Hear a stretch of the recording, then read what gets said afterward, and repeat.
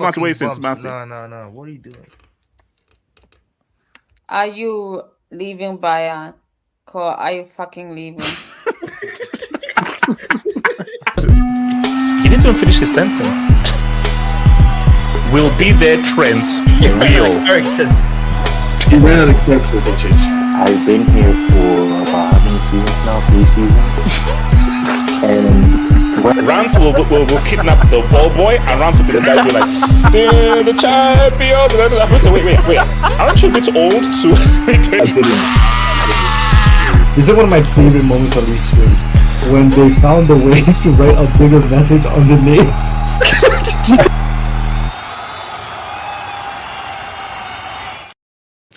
They still believe. Arsenal still believe. They still believe. It ain't over yet. It ain't over until the chubby lady sings.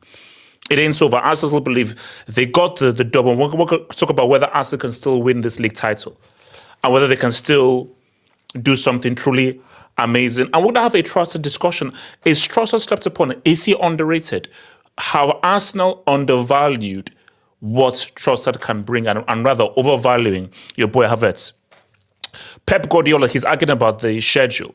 He said that it was a miracle that City somehow won. Well, no, it wasn't a miracle. The team you played are just a bunch of losers. That's why. If the team you played were actually... Okay, put that one side. So let's go about fixture schedule. Should we scrap this Bombers FA Cup? Should we scrap the Bombers Carabao Cup? Now, they know FA Cup replays, but should there be a truly serious decision made in the amount of games that are played each season? Because it keeps on increasing and increasing. And if there are more games, we don't get a quality product. But guys, you know what it is. The league may be over, but it's still El Clasico. And I think it's a discussion of where are these two teams are. Rumor on the campfire says that Xavi may extend. Rumor on the campfire that Xavi may extend. And we obviously know with your boys, Real Madrid, they're trying to go for that UCL Dubinsky. So we're going to talk about Real Madrid, Barca, where the teams have gone this season, where they are right now, where they could be in the future, and also a little preview and prediction ahead of the game. So guys, you know what it is, guys. It's the Saturday Hangouts. We do this every freaking Saturday. It is open to anybody who wants to join. Feel free to join. Just click the link on the Twitter thing. Like the vid, subscribe if you're new, and if there's anything you wish to add into the show, please feel free to send in a super chat. Your super chats and your Dubinskis help to keep this channel growing and helps to keep my OnlyFans subscription to the beautiful, thick princess known as Rachel. So... Wait, what?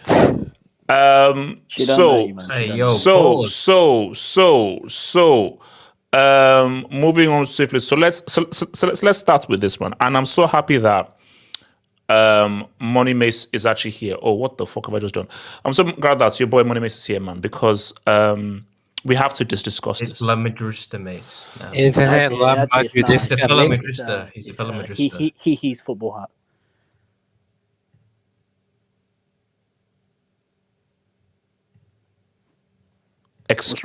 Excuse me? What's wrong? The Photoshop on that. The photo. No. That's what makes it better. Like, the Photoshop is horrendous, but that's actually what makes it funnier, man. Jesus Christ in heaven. Listen, bro, like the head has nothing to do with the freaking body at all, bro. Nico Jackson backwards. Nah, I got respect. Okay, no. So let's just look. Here's the thing. Guys, we have to be professional here. Because if you're not professional, there's no point in doing a show. So the professional thing is Arsenal at top of the league. That is a fact. So we can come in and say, oh, it's done. It's finished. City are going to run the table, win all the games and everything.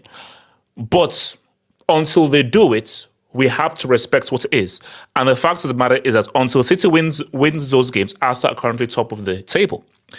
So one part of me says, I think it's over. But another part of me says, I looked at that City-Arsenal game. No, sorry, I looked at that City-Chelsea game. How much did that Real Madrid loss take out of City physically, but specifically emotionally? It may be a case when City play the next league game, back to normal settings.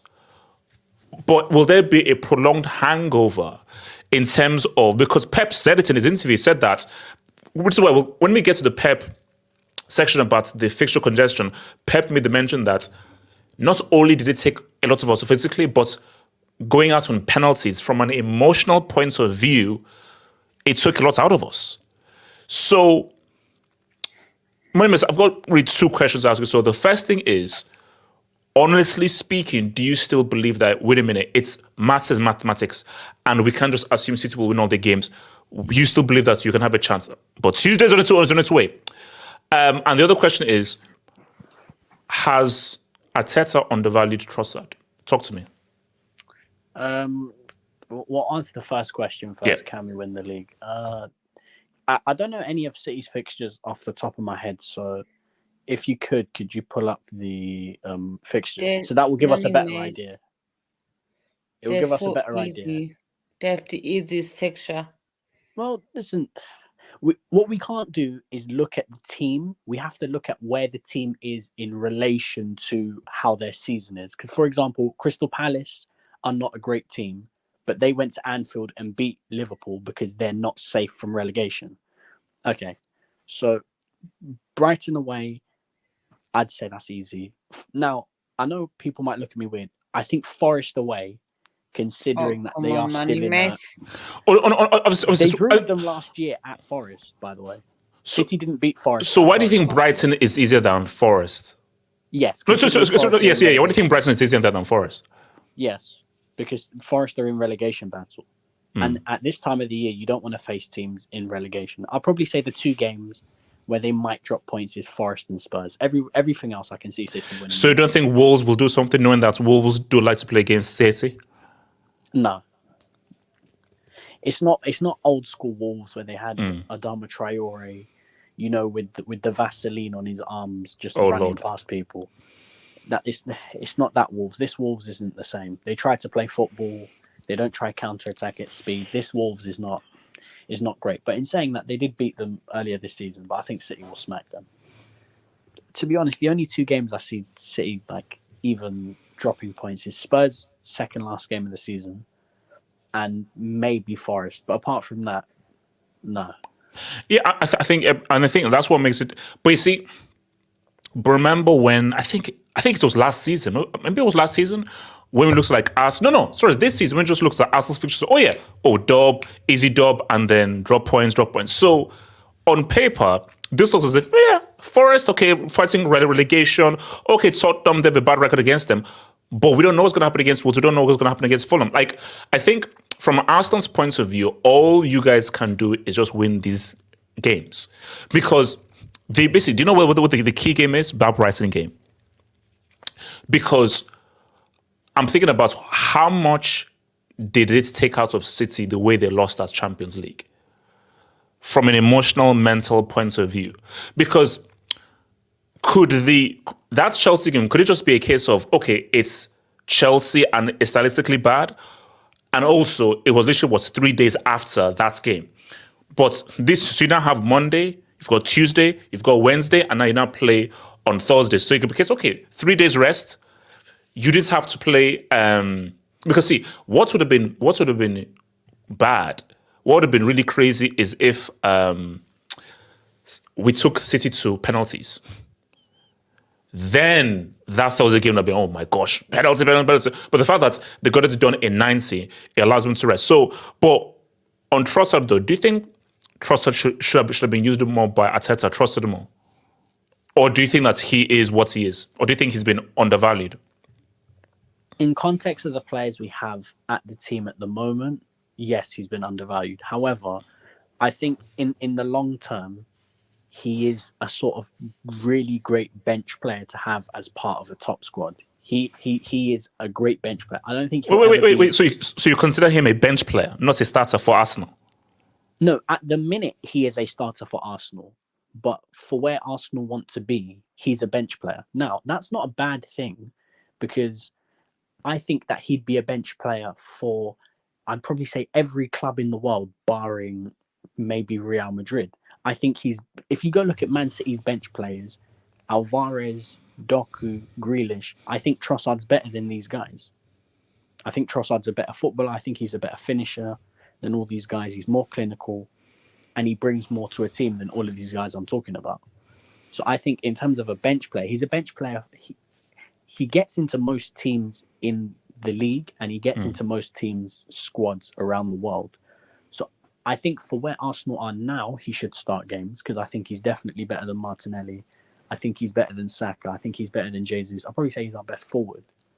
But but we're going back. So if you were to lose, just again, it's an if. If you were to lose this game, would it be? So if you were to lose this league title, again, I know I'm just looking at the front, but let's just say you lose this league title, would this hurt more than last season? No, I mean, because do you feel like we had a better chance to win it this season?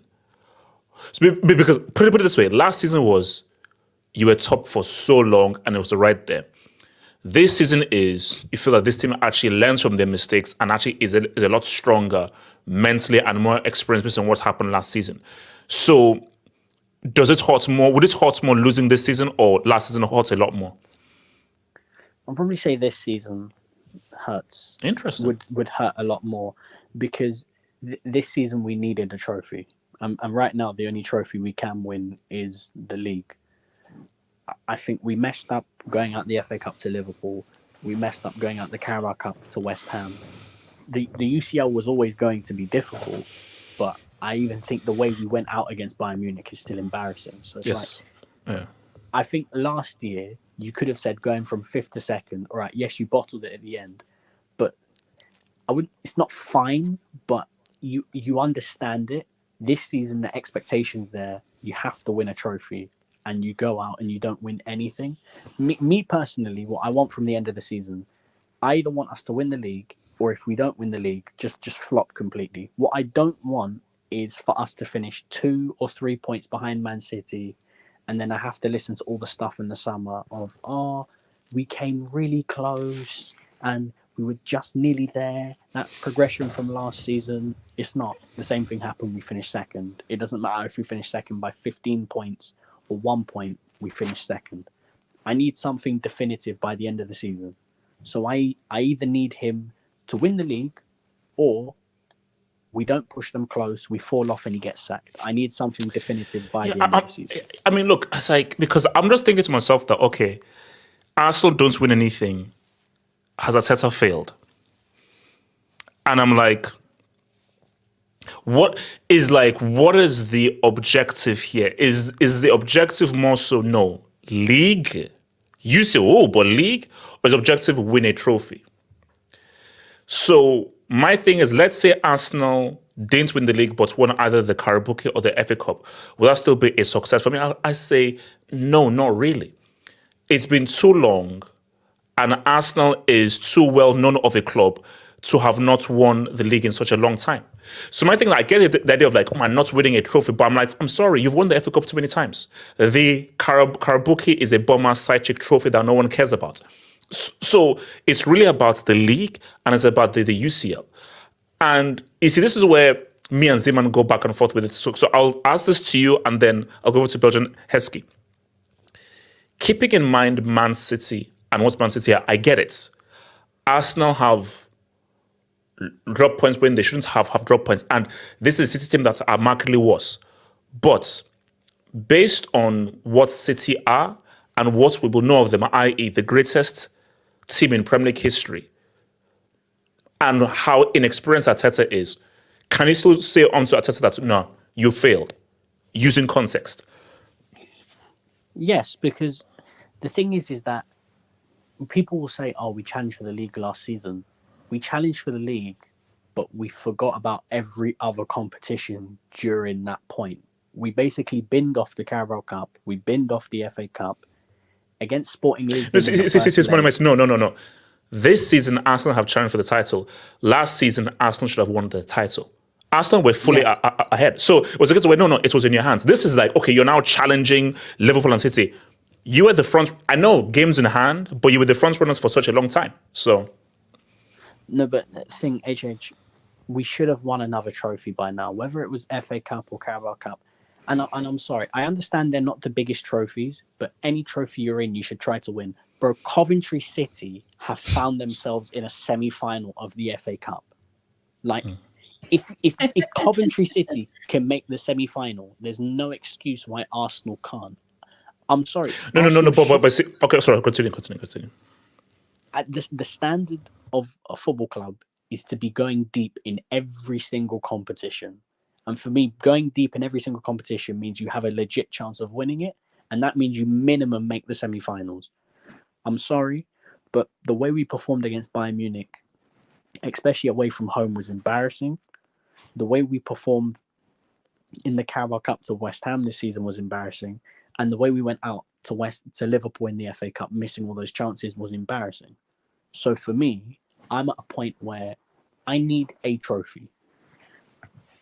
I need a trophy. And if the only trophy is the league, fine. Go and win the league. And if you don't, then you get sacked. Done. By the way, I think how you performed at home against us was more embarrassing than away, because at the Allianz, it's difficult to play there. At home, you should have at least won with 1 goal difference.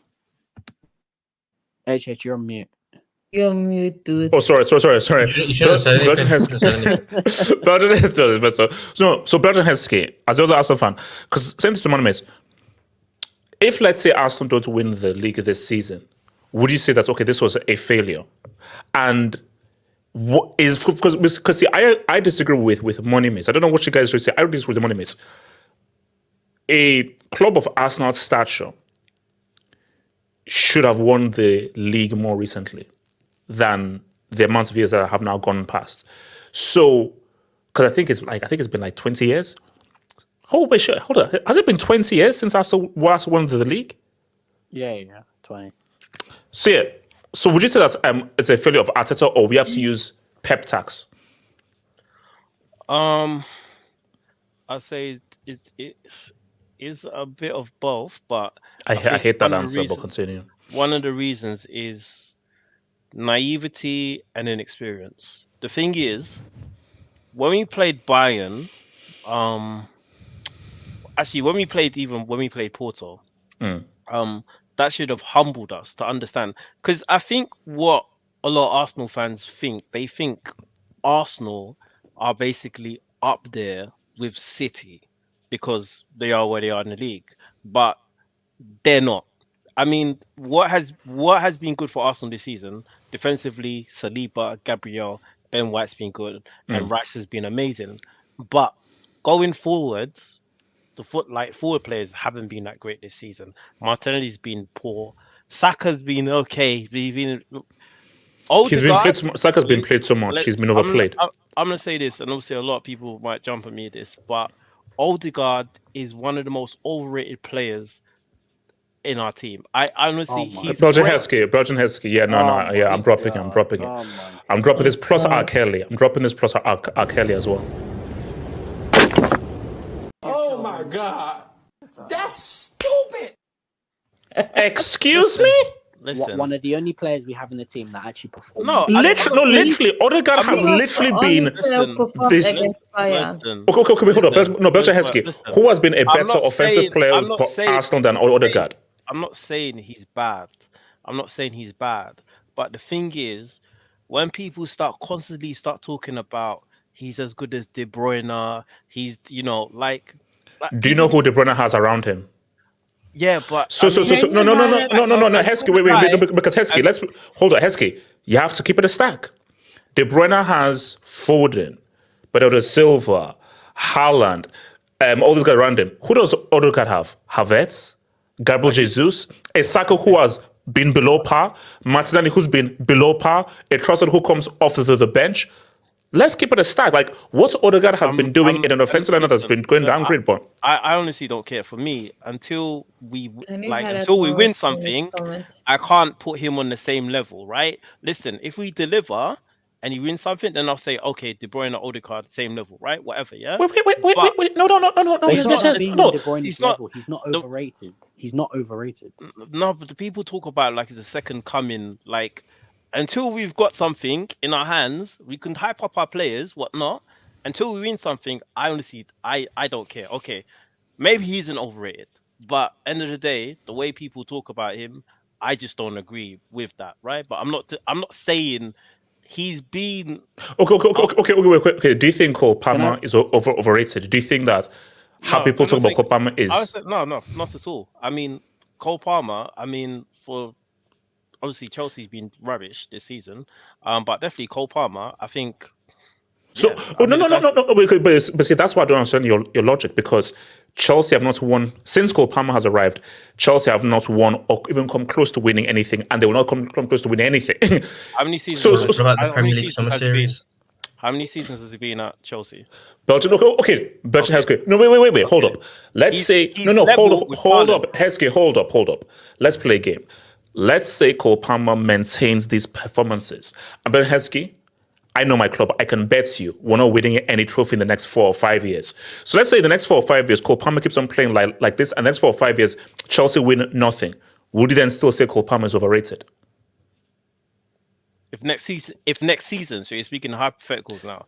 If next season Chelsea don't win anything, no, Heskey. I said no, Heskey. I said for the next 3 seasons. I'm going to give you 3. For the next 3 seasons, Cole Palmer maintains these performances, but Chelsea win nothing. At the end of that 3rd season, will you still say Cole Palmer is overrated? No. Let's not say that. Odegaard's been good this season, but he hasn't been amazing. He hasn't been phenomenal. He hasn't been the way Cole Palmer has been this season. Like Cole Palmer, he's level with Haaland right now, the amount of goals he scored. That's crazy, yeah? And he's had assists in there, right?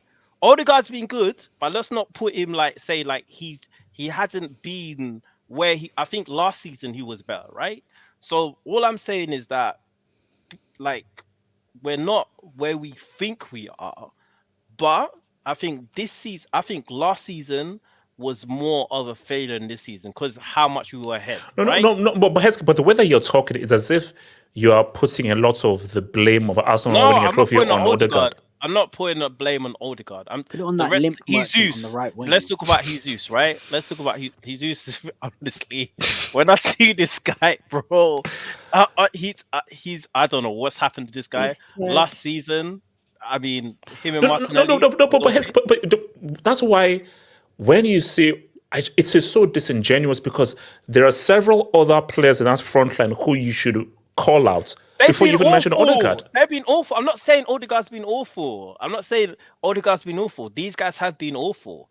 But what I'm saying is that the way people talk up the team and hype up our team and say we're this level, but then when you got to the Champions League, we get humbled. So what I'm saying is that we're lucky we went out to Bayern, because maybe if we had played Real Madrid, we would have got spanked.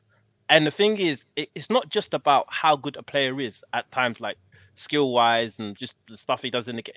I think mentality as well. I don't think we're there mentally. Arteta is an experience as well. I think mentally, he's not where Guardiola is. So I think, okay, cool.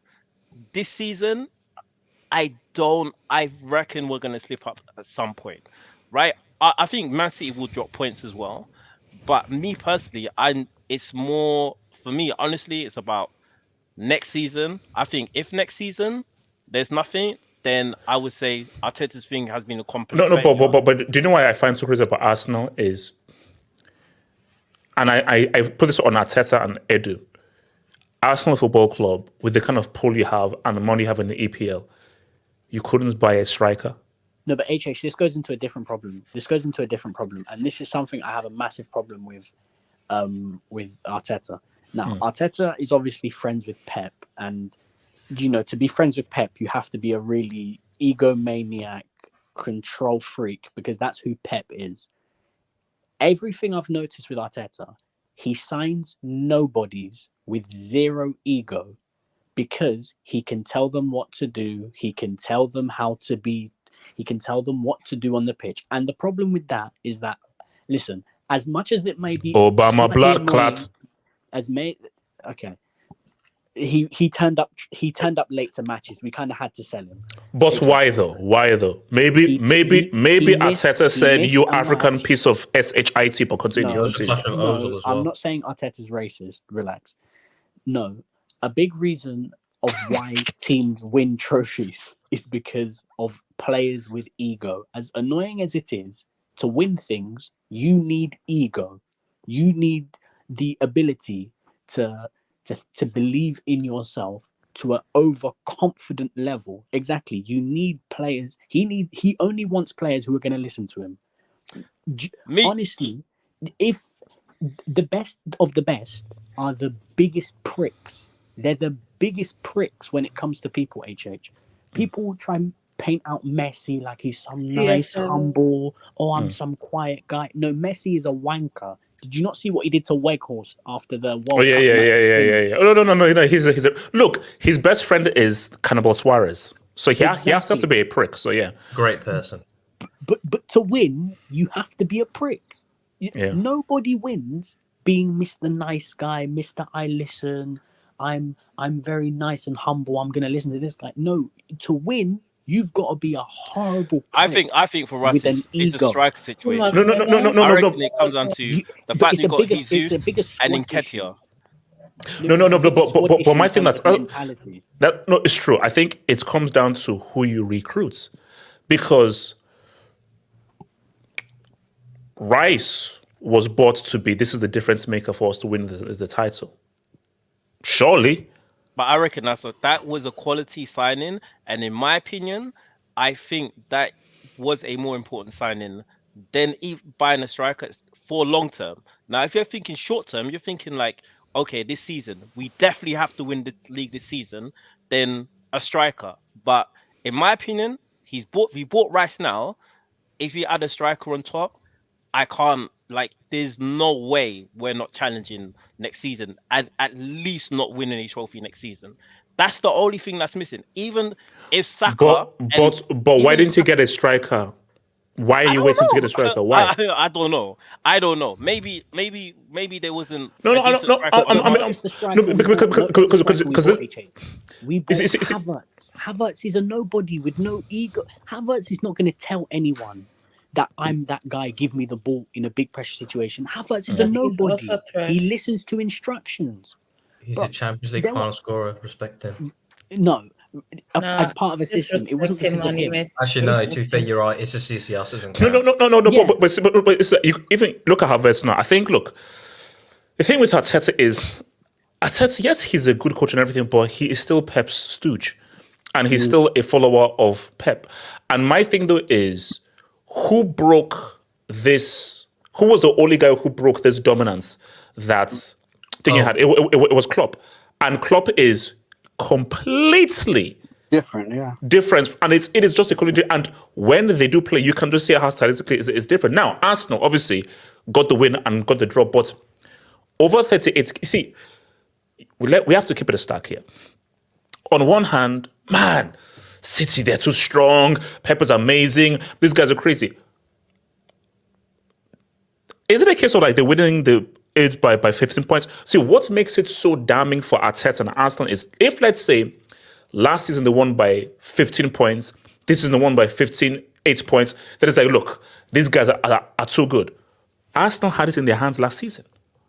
There was no reason why, because those games that Arsenal drops points, based on their form, they shouldn't have dropped those points. So, well done to City winning. Arsenal gave that title to City. City didn't win that title. Arsenal gave it to them. Wait, hold on. And also, when you look at this season now, because that's why I asked you the question as, what would hurt more, last season or this season? Because At first I said, oh no, last season based on top for 93% of the time. But the thing about this season is City have been markedly worse. You can see that Gundogan leaving has been a serious issue. Not having a Palmer around, and you see that the defense have not been that good. And also, for Arsenal, you should have learned from your mistakes. So Arsenal should have learned from your mistakes. And that performance against Aston Villa was embarrassing. That was embarrassing. That performance against Arsenal was embarrassing. HH, you can have... I'll come to you. Yeah, Monimus. HH, but I actually believe the system is getting as many points as they can in the league. My thing is that you can have all the tactics you want. You can have all the tactics, all the pressing.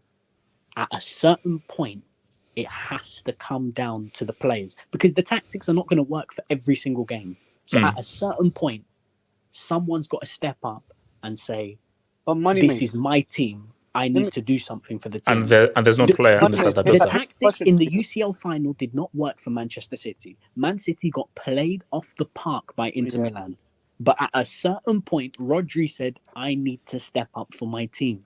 Every team has that. Every big team has that. Your manager has great tactics, but at a certain point, a player or some players need to rise above the rest and say, "Give me the ball. I need to do something."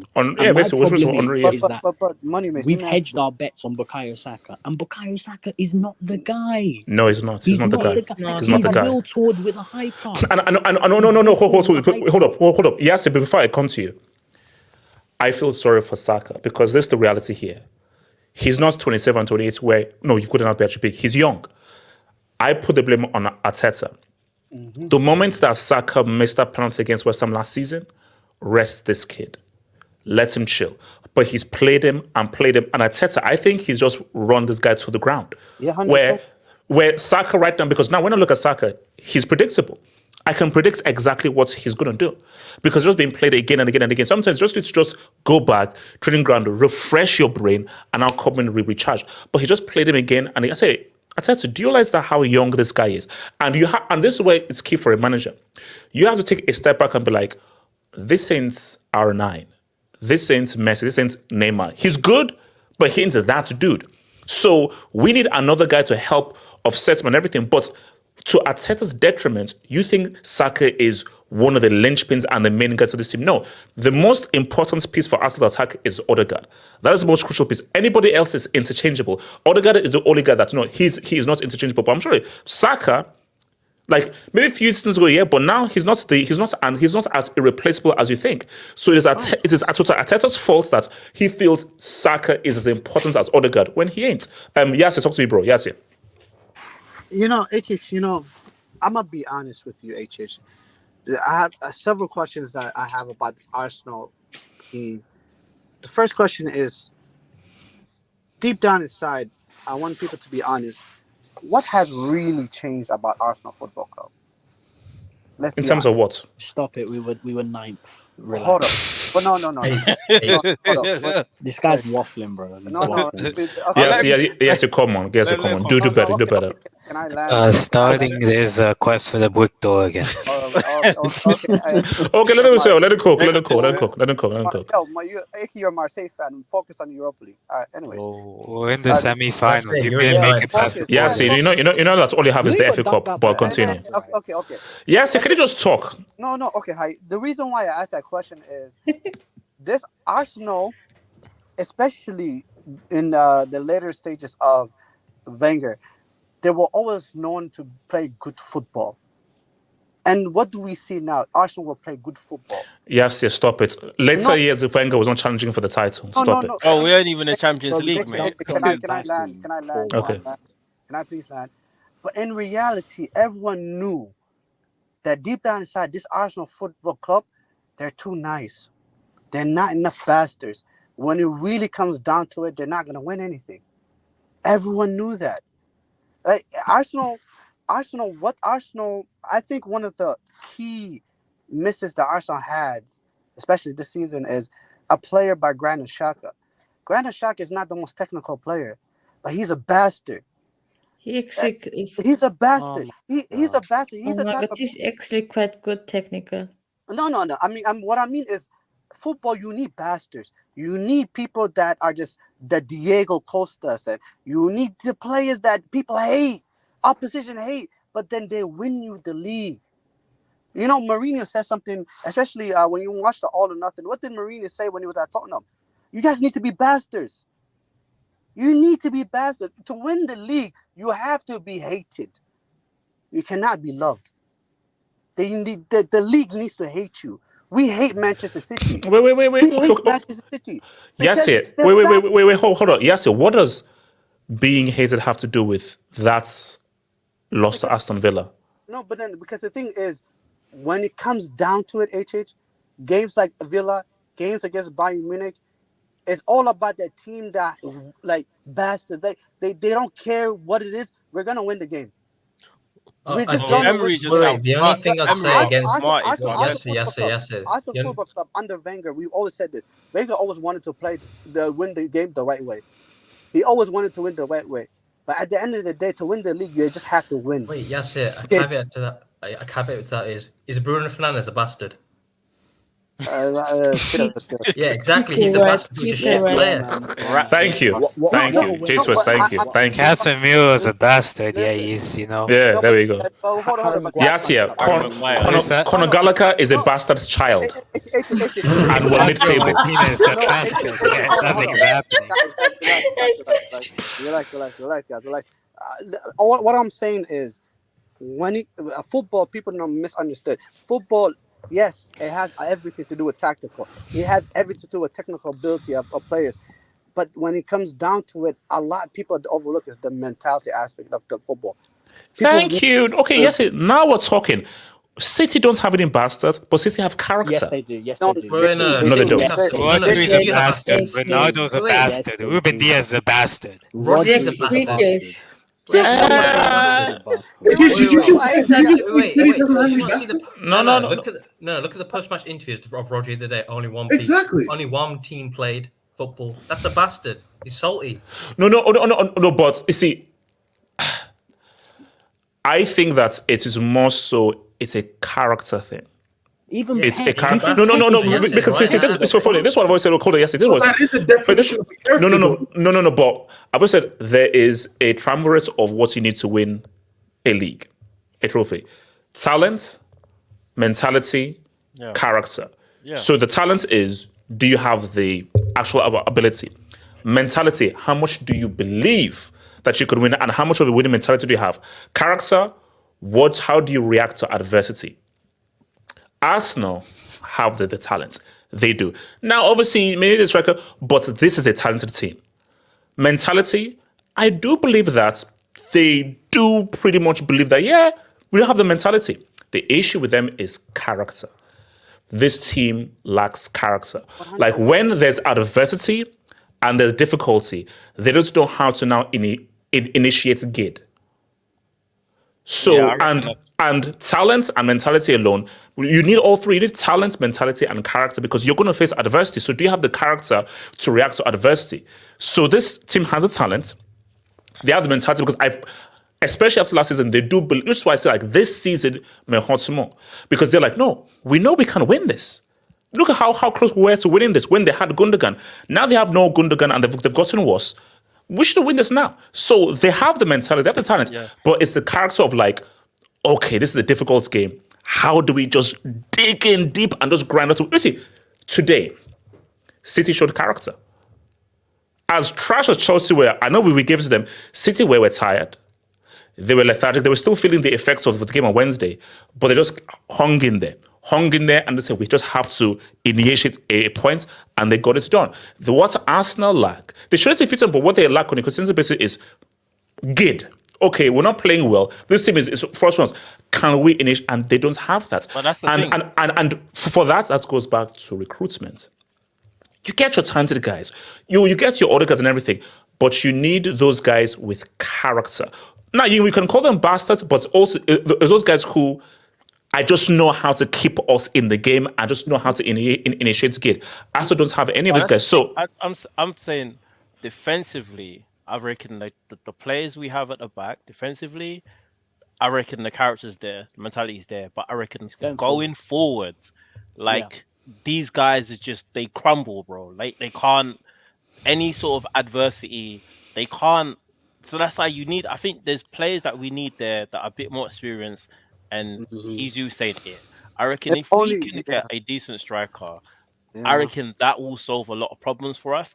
But we'll see. Well, whether Arteta will do that or not, who knows? I don't know. You know what's interesting? Like you mentioned, the forward line. I'm sorry, Martinelli and Saka put together isn't half of what Alexis Sanchez was, and that's what they're missing. And that's what they're missing. If that, and it's with Arsenal, it's always the same story.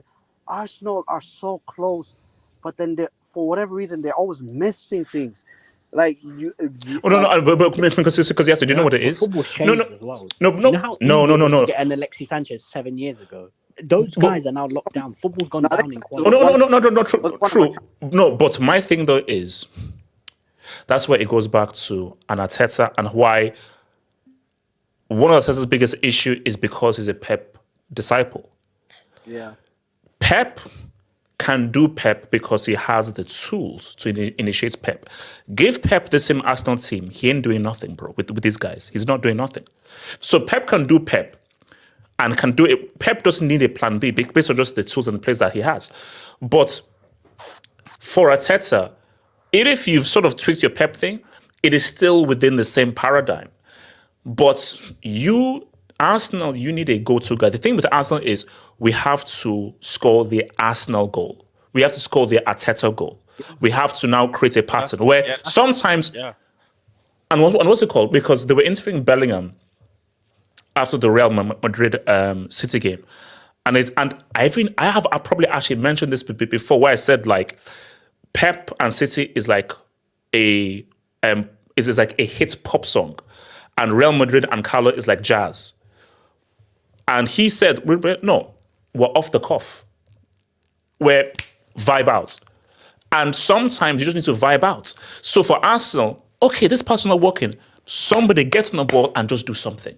Do something out of the ordinary. That decision making that they have, that they don't have, they're inexperienced and they're very naive. So many times, I'm sorry, as great as some of them are, but I've seen it time and time again. When it comes to making the right pass or they're in the box, they're taking 20, 30 touches. I'm thinking just pass it to somebody in the box. That's it. You don't need to be doing step overs or whatnot. That's what frustrates me watching the team. They're talented, but the decision making is awful because of the inexperience, the naivety. And so, like for example, when we was playing Bayern, Saka going down for that penalty, if the guy maybe had taken a shot, we might have won that tie. And I think we lost that tie in the first game. So if we didn't draw that tie, then we might have gone through. But I think a lot of it just comes down to mentality, and hopefully the players can improve. I think we built our foundation in terms of defensively, but going forward, they need to sort it out. Otherwise, we're going to be here again in the same situation and having the same conversations. Do you know what? I think that's one thing that Tuchel understood. You know, like great managers understand. Like, okay, the team we're playing, they play the same way. They play the same way, and when it comes, if we stop them from playing the way they play, like Unai Emery did in the second half, then they're not going to do anything different. We will win the game. Okay. So I mean, so who else wants to just pop in on this whole Arsenal thing before we move? Jates West. Can I speak on it? It is with the AK. Jates West. Can you just zoom into AV, please? Sure. Hopefully it's nothing pornographic. What is he holding? Oh, UCL badge. The UCL badge. There's a big fat 0. There's a quick laughter for the chat as well. But yeah, on the whole, like Arsenal topic, are we discussing how they're bottlers or how? No. I mean, okay, because we see. So my query is, if they don't win the league this season, is this a failure? Oh yeah, it's 100% a failure. Like, there's not track back, because when we had to start the season, who were we saying were favourites of the league? It was Man City, and it was Arsenal. We didn't have Liverpool in the conversation really. We were saying Liverpool maybe top 4. We were saying Arsenal definitely can once they made the £100 million Declan Rice signing. Yeah, they signed Havertz, but still, that's a marquee signing. So they spent big in the summer. They were 93% in the season, top of the league. They've improved the squad. So you're thinking, so they can go and challenge City. And that's not life. City have got worse because they let go of Mahrez, Gundogan. There's a few other players, Laporte at the back. Especially Gundogan and Mahrez, they're big players for City. Especially Gundogan because he was the captain. He was the one that always came in the moments for City. City haven't had the lacked it this season, and we've seen it. City have been worse. Yeah. And the problem with Arsenal is City gave Arsenal a chance for them to win the league because City haven't been good. Arsenal found it back to City. City have been poor. They've been. When was that time? They haven't picked any results against the top 6. Yeah, man. Yeah. And Arsenal have. I think Arsenal have the. When you look at the Liverpool, Man City, Arsenal haven't lost a game. No, and I think just to say that's why if City do 4 in a row, from the outside it's like, Farmers League, Bombers League. But if you actually use context, I'm sorry, Arsenal, you will... But see, Arsenal, I will hold you squarely responsible for City's 4 in a row. Because those 2 titles should have gone to you. Yeah, like because Klopp is overachieving with Liverpool. He's overachieving. Because as you said, we didn't have Liverpool even in the title race after we saw their signing. So he's actually overachieving. But for Arsenal, based on what they did, based on how close they were last season and the experience of last season and getting even better this season, Arsenal, we hold you squarely responsible if City do 4 in a row because these 2 titles, you should have won them. 100%. Yeah. Like for last season, I can give Arsenal a little bit of leeway because they went from 5th to 2nd. Yes. Like they went from 5th to straight being top of the league. I was like, which is why this one should hurt more. This one is more damning. This one is you have the expectation to be in the title race. City have gone backwards. Liverpool are overachieving. Arsenal, the perfect conditions are there. Like when was that? And also because downgrade. And I think it's like there's that Villa game. You know that this was near the stage where you now begin to feel. So you know that, okay, it's money time now. We cannot afford to mess up anytime now. Because, see, the thing about the Villa game was, okay, it's one thing to lose, but you had chances, you had opportunities. You see, the way Liverpool lost to Palace, boom. But the way they lost to Villa was, you actually should have lost 4-0. So it was like you were actually well beaten. And you can't have a bad performance. I honestly reckon Emery outsmarted Arteta in that game. But how do you get outsmarted if you're going for the title at this stage of the season? Emery has that over Arteta. We saw it in the Europa League when it was Villarreal and Arsenal. Unai Emery does this, especially with Arteta. We saw it. I think we even saw it for portions of last season as well when Unai Emery came straight in. But Arsenal, they're a funny club because. People say, there'll be some fans out there, not money made for Belgian Heskey, that say, this is not a failure, it's still a process. Like, what phase are they in? Phase 5 now? It comes to a certain point where Arteta there has to be accountability in Arsenal. Well, they haven't had that in the club for a long time. If you don't win a trophy, why didn't you win a trophy? Why did you go out against that Liverpool side in the FA Cup? The youngsters in that team. You shouldn't have 2-0 at home as well. Shouldn't have gone out like that. Yeah. Okay, Karabuki is a bit of a wish-washy competition. Champions League, you had an easy group. You played Porto, who were one of the worst sides that were left remaining in the round of 16. You barely scraped past them on a penalty shootout. At least maybe 3-1 on aggregate. At least give a comfortable win. They didn't give any. There's nothing comfortable about Arsenal in the Champions League, and you come against a Bayern side with Thomas Tuchel, who's already been sacked. We all know he's leaving at the end of the season. Mm-hmm. It's a Bayern side that have Eric Dyer in defence. They're a mess. Goretzka and Lehmann in midfield. Okay, so Jesus. Okay, if you look at these players, honestly speaking, do you believe that these players are good enough to win a league title? No. There's certain positions where they don't have it. Like, look at defence. Saliba. Okay, I see something in there. Raya, I'm still unsure about him, but he's not great on Ramsdale, let's say that. In the midfield, I'll put Rice. I'll say, yeah, he is. Odegaard, maybe. I don't know. There's still question marks about Odegaard because he's the captain. He's one of the main players. Does he show up in the big moments? He hasn't. Like when I say that, it's like No, that's why I'm agreeing with Belchevsky. That's not allowing.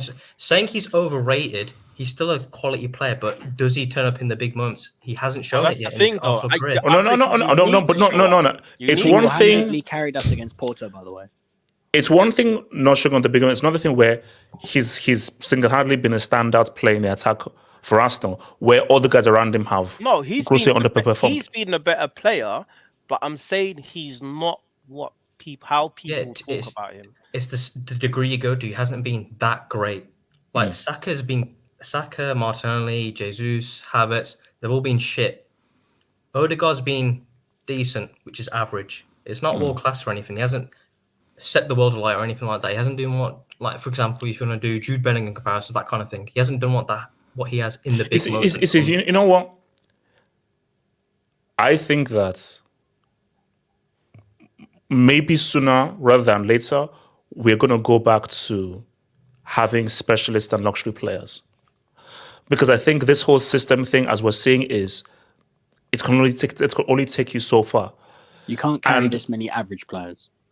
That is true. You need someone special to do it. Yeah, because you can't sign Nketiah and Rios Nelsons as your backups for your striker and your right wing position.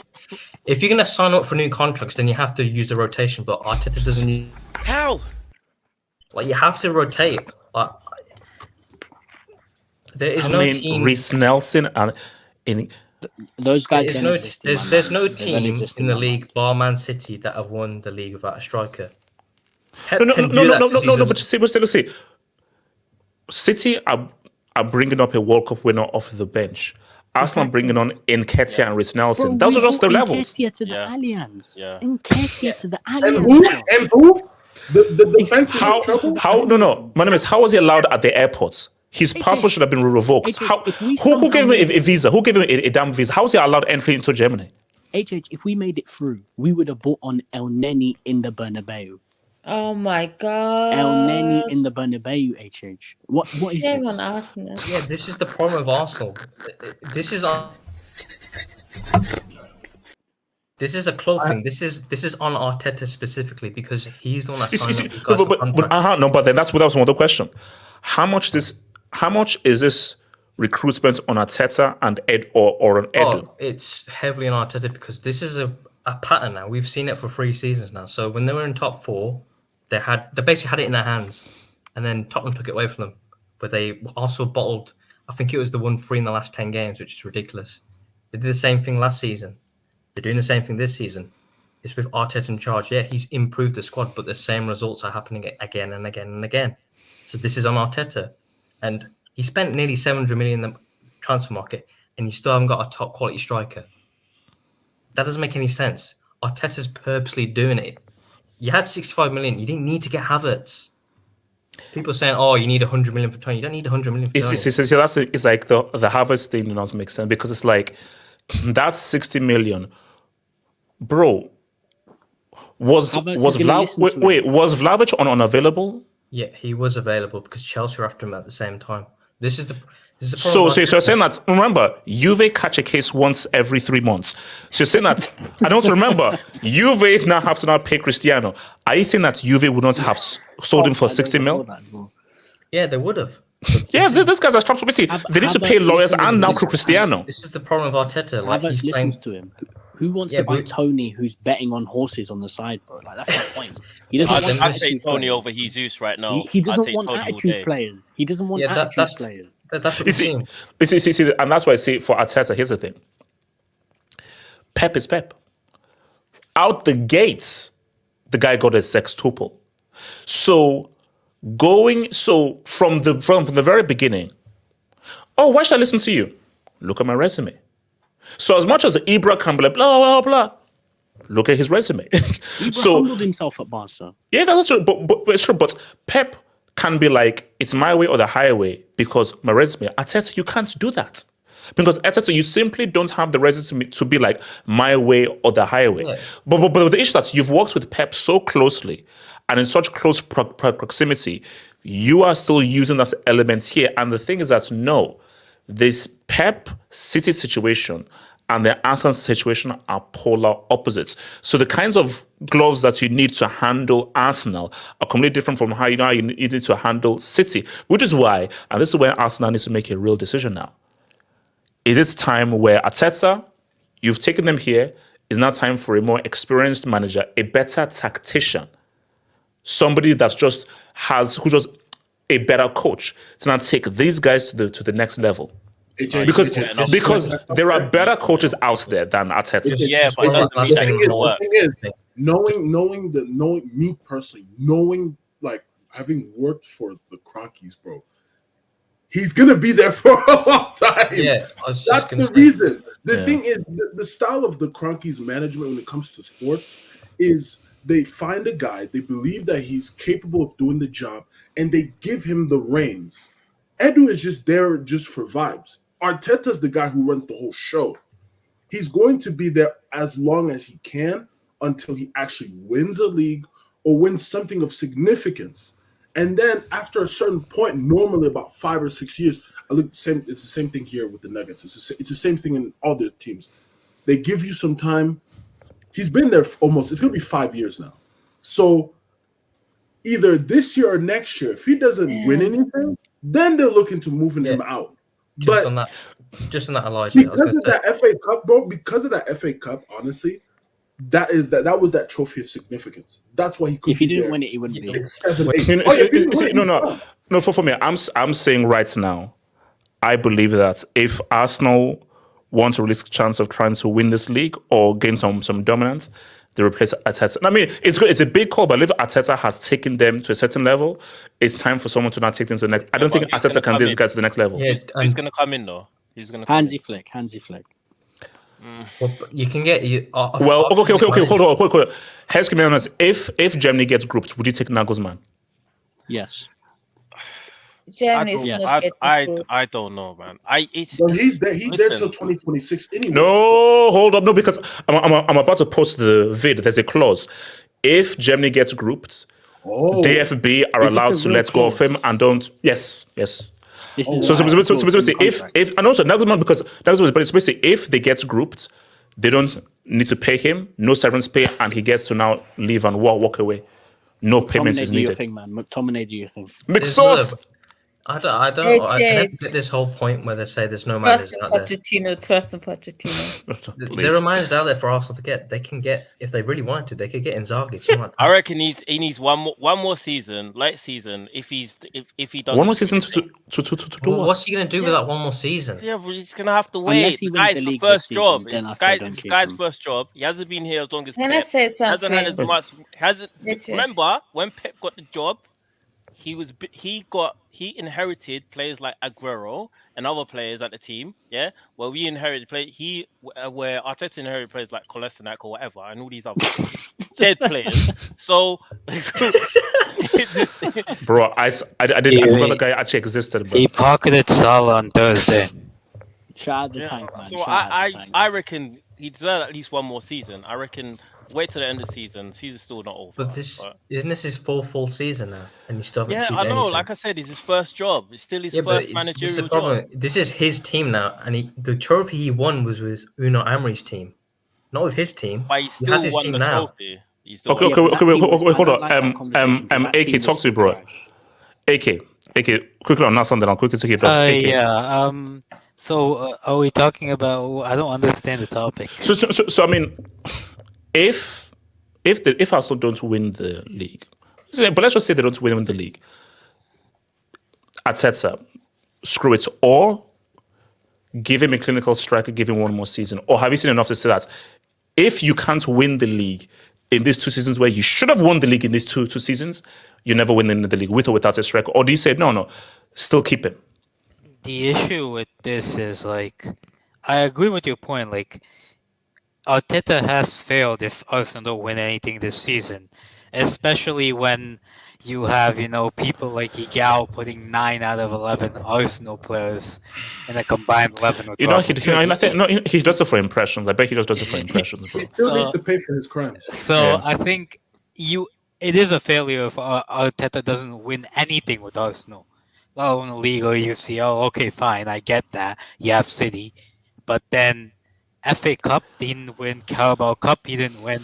They're now parading the Community Shield as a relevant trophy. But the thing with sacking Arteta is, you tell me who is there they can hire instead of him. Simeone, Atleti won't leave Atleti.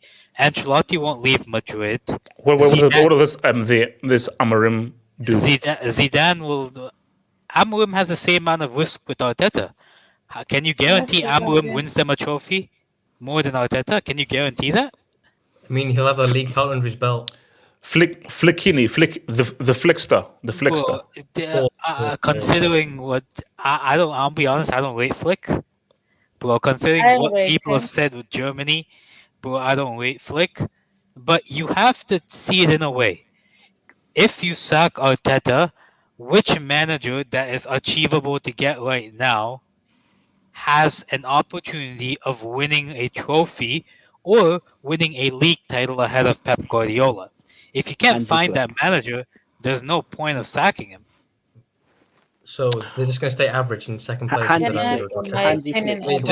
that's is Arteta ever going to beat Pep Guardiola?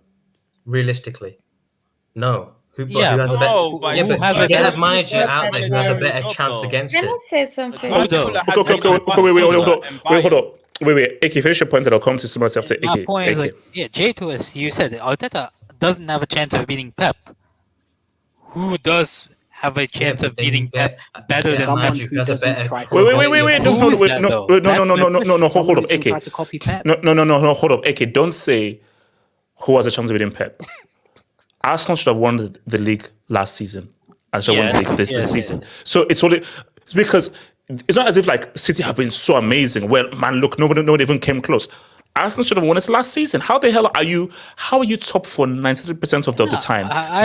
You drop points at home to the worst team in the league, and you get pimped by West Ham.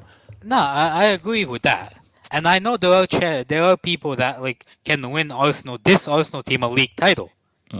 The problem is those managers are unattainable. You can't get those managers. That's the whole point.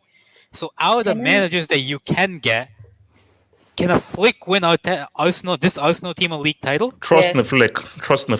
Yes. Do you think a Flick can win? I don't think a Flick can win Arsenal a league title. That's why I wouldn't say Flick. Tinf.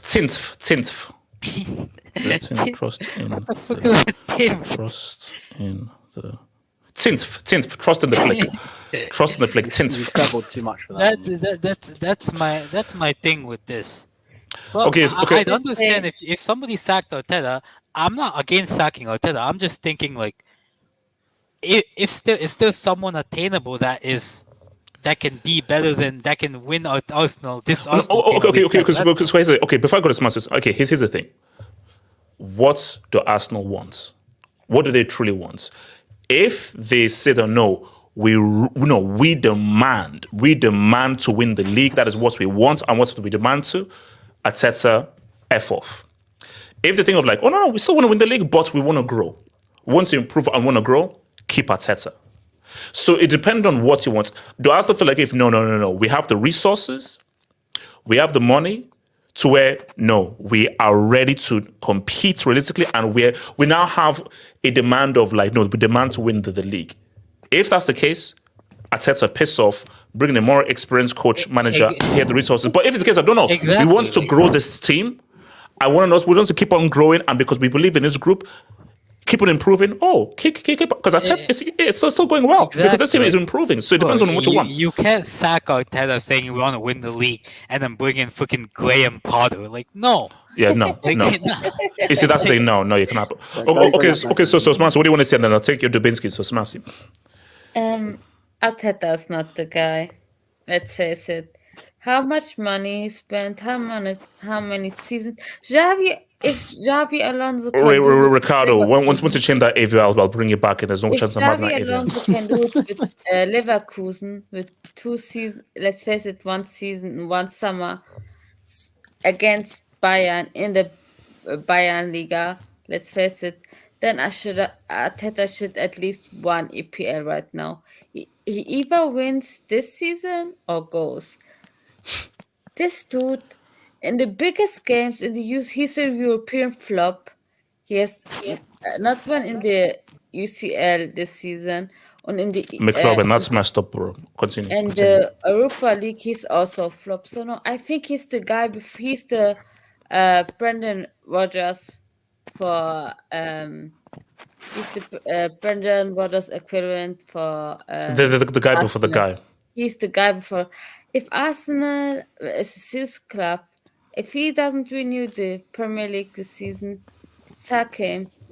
Get the Flick, get the Nuggets. I think the players that Arteta bought would suit Flick's high pressing system. Wait, hold on. Is this real? 650 mil? Is that real? Yeah, I thought over 4.5 years.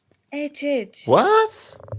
No, but you have to bear in mind. Wait, hold on. Bear in mind what? Bear in mind what? What I don't like is very disingenuous. Because there's people that always bring up the money in relation to Pep. When Pep took over Manchester City, Yaya Toure, David Silva, Aguero, Kevin De Bruyne, Raheem Sterling, all quality players.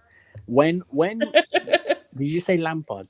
When Arteta took over Arsenal, I mean, Lampard was there. Did you not see the team we had? We had to spend money, bro. We had Socrates and Lichtensteiner and old man Petr Cech, dead, washed up guys. If we didn't spend money, we'd finish flipping 15th. We'd probably be where Chelsea are. Like that team we had that started with Arteta. The only manager I think that's had a worse starting point is Klopp at Liverpool. That's the only manager. You know that 650 million? That's like 10 Havertz's, you know. Yeah, that's true, man. Okay, let me get some dose, man. Junior Aziz, new member, man. Welcome, baby. Welcome to the membership, baby. Mr. Jobman 49. Scrap the Cara Bukake. Copa del Rey over the FA Cup, man. No, for me. Okay, no. You know what? I'll be real with you. For me, the FA Cup and Copa del Rey, I view them exactly the same. But obviously, let's save this. We'll get there when we get to the topic. But I'll save this though. Half hope snow bunnies. No way. 798 days since Chelsea won a trophy. # Blue Fulham. Almost 800 days. Damn. Jeez, how long was Jesus in the desert for? Finished. Jesus, relax. He was there for 1,000 days. Shout out to your boy, Abritz Fair. Shout out to boy, Abritz Fair. Inter Milan can win. Yes. No, they can't. They need 4 points. Oh, no. Sorry. No. Yes. No, they can. It knocks out AC Milan. It knocks out AC Milan because, yes, if they beat AC Milan, yes. Oh, now that way. So can win the title against AC Milan and get the second star for 20 league titles while AC Milan has 19. Does Inter beat them 6 times? Oh, now that makes it, because so basically Inter is they play on Monday. So they play on Monday. Monday. So look, yeah. See, that's what I'll be real with you, bro. If you're Inter, you must be. If I was an Inter fan and I looked at that Dortmund game, I'm like, bro. Wait, quick question on this Inter AC Milan game. Is it at home or is it away? I think Inter are at home. Inter are the home team. Oh my god. I can't. Actually, no. AC Milan are the home team. AC Milan are the home team. Milan don't get humiliated. So I can't believe Serie has 6 European teams. Okay, so basically, so that means AC Milan pretty much get like 8% of the fans of the home stadium. Ticket shares go to AC Milan fans, and Inter only get the Curva Sword, which is the south stand. All right, no, after the game. Oh no, look for me. Okay, here's the thing. Are we counting Juve's titles? No, we're not. Like maybe 30% of them. because bro, I'm sorry, like. And shouts because I know Kolo is here though, bro. I'm just saying those that Juve, how many of the titles should we actually count? Because bro, and I'm talking about should every title that they've won now be under the microscope? Like how far we go? Yes. Elijah, I'm going all the way. No, because Elijah, here's the issue. Here's the issue. What Moji did was so effed up. But every title should be looked at. Of course, but they said there's even things to look at back the Platini You bring days. up Barry's Oh no, Barry makes a cool quality point. Yeah, of course. Do you not know the Mafia asked He's not Maradona to lying. throw the league title while he was at Napoli? Yes. Wait, how many titles are Juventus on? Is it 38 or 36? Because I always forget when they deduct them. 36. Oh, so it was 38, but then it got deducted too. Does that mean Pogba has never won anything in his career? All right, so next dub. Shout out to Saeed Mubayed. Thank you for the dub. Carlos Puyol was a gentleman and a legend. Gentleman, according to who? I heard his story that he needed a woman in the head. That's what I heard. Isn't him? So he was he was the captain of Barca and won everything. Closer also. You don't need Barcas, you need balls. Yeah. I heard a story that Closer tried to throw his wife out the window. So here's the thing. Everybody who seems to be a nice guy, they're really a prick behind. Didn't Puyo make fun of gay people? Exactly. Look at John Terry. John Terry's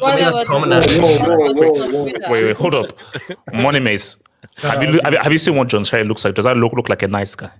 Didn't John Terry sleep with his teammate's wife? Yes, Winbridge. Yes, he sleeps with Winbridge's wife. Yes. I mean, he looks like a nice guy. He's just spreading his joy, man. Yes, he did. Wait, hold on. Okay, half up Snow Bunnies. Reminder: Klopp made LFC fans into sports. # overachieve. Oh, come on, don't. No, that's messed up. That picture. When did you take that picture?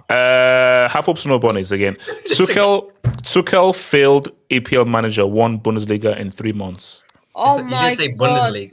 Bundesliga. Cristiano won that. We wanted to spite Tuchel. No, bunnies. We wanted to spite Tuchel. My God.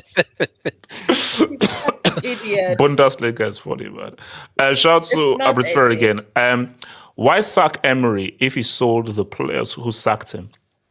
Because he bought the players as well. Wait, but was it him? His point? It was that weird disruption dude.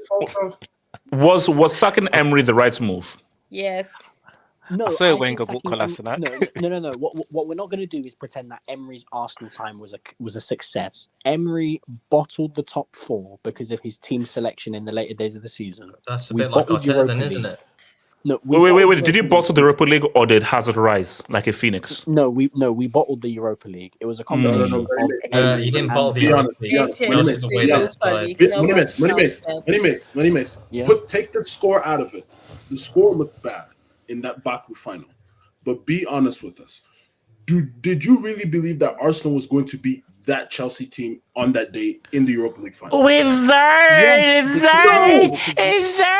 Wait, you had Petr Cech in nets. That's a triple agent. Oh my God. Oh my God. What? We had Leno, but he chose to play Petr Cech. Metro just liked a tweet that teasing, like he's teasing, the that song. He's teasing a remix of that with Pusha T. Oh, God. Okay, look.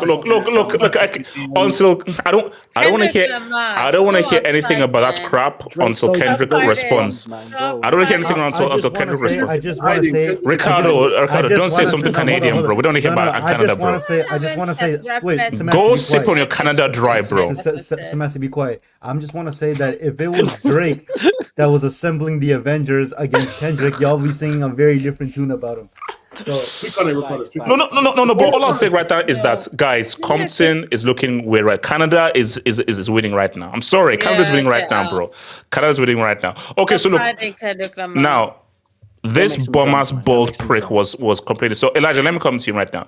So, do you think it was unfair that City had to play on Sunday, even if they still won? Should Pep be complaining on fixture schedules?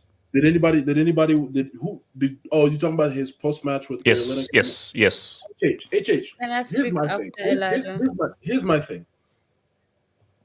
When a certain German guy with glasses said the exact same thing in 2019-2020, the media called him a wank, a whiner, complainer, you German this, that, and the third. Yeah. Well, no, undertones. But I'm pretty sure there's an error than that word. Yes. But banker. But you got to think about it. Klopp is a van. Oh, sorry, bank. Okay, yeah, keep going. Go. How old are you? That's a brick. That's a brick. The newspapers were calling him names, this, that, and the third. But mind you, during a I think it was either the round of 16 or the quarterfinal of the League Cup, he had to play 18-year-olds against Aston Villa, who lost 5-0, while he has to take his main side to the other side of the world to play in a Club World Cup. He complained about that. The exact same thing in 21-22, while they were trying to somehow, I don't know by God's green worth if they're going to win the quad or not. Mind you, they had FA Cup semi, UEFA Champions League semi, and 2 league matches in a week. Klopp complained about that. They called them names again. But now a certain bald guy from Spain is now over here. I cannot, my players. I need to protect my players. Catalonia, not Spain. They're like, oh my God, he's a genius. Oh my God, he's right. Oh my God, we need to protect the players. Oh my, like it just the thing is, the English media is so damn hypocritical. It's so freaking ridiculous. That's what I call it the consequence of winning. When you win, your schedule is going to be stacked, and you have to have a squad for it to go against said schedule. You know what I'm saying? The Liverpool team from 21-22 played about 71 games. The treble team from Man City played about 69-ish, 70. That's a lot of games. And the schedule is not forgiving. No, because my thing is this: that are England still the only league that have 2 cup trophies? But hold on, HA. Let me get into this. Because I know that France got rid of the extra one. Scotland. I'll get to that. I'll get there. J2S. At the same time, Elijah. While he's complaining about that, tiers 2, 3, and 4 play a 46-game league season. 46. Right. They play at least 2 to 3 games in a week. You don't hear that type of noise. They're complaining more about replays being scrapped than about trying to change their schedule. And this is excluding playoffs, by the way. Exactly, Money Mace. This is excluding 2-legged playoffs. Now, the reason why I always believe you can keep the League Cup, but the thing is, the bigger teams should be allowed to play the reserves or the academy. Yes, 100%. Yes. And no, that's fine. Karabuki should be like, let's play the reserves. So don't you dare force guys now play their first team in the Karabuki. Karabuki should be like an academy tournament. And then from the round of 16 forward, you play your first team. But then again, don't play. The big team should not play. The big team should, if they're playing a smaller team, you go to their ground.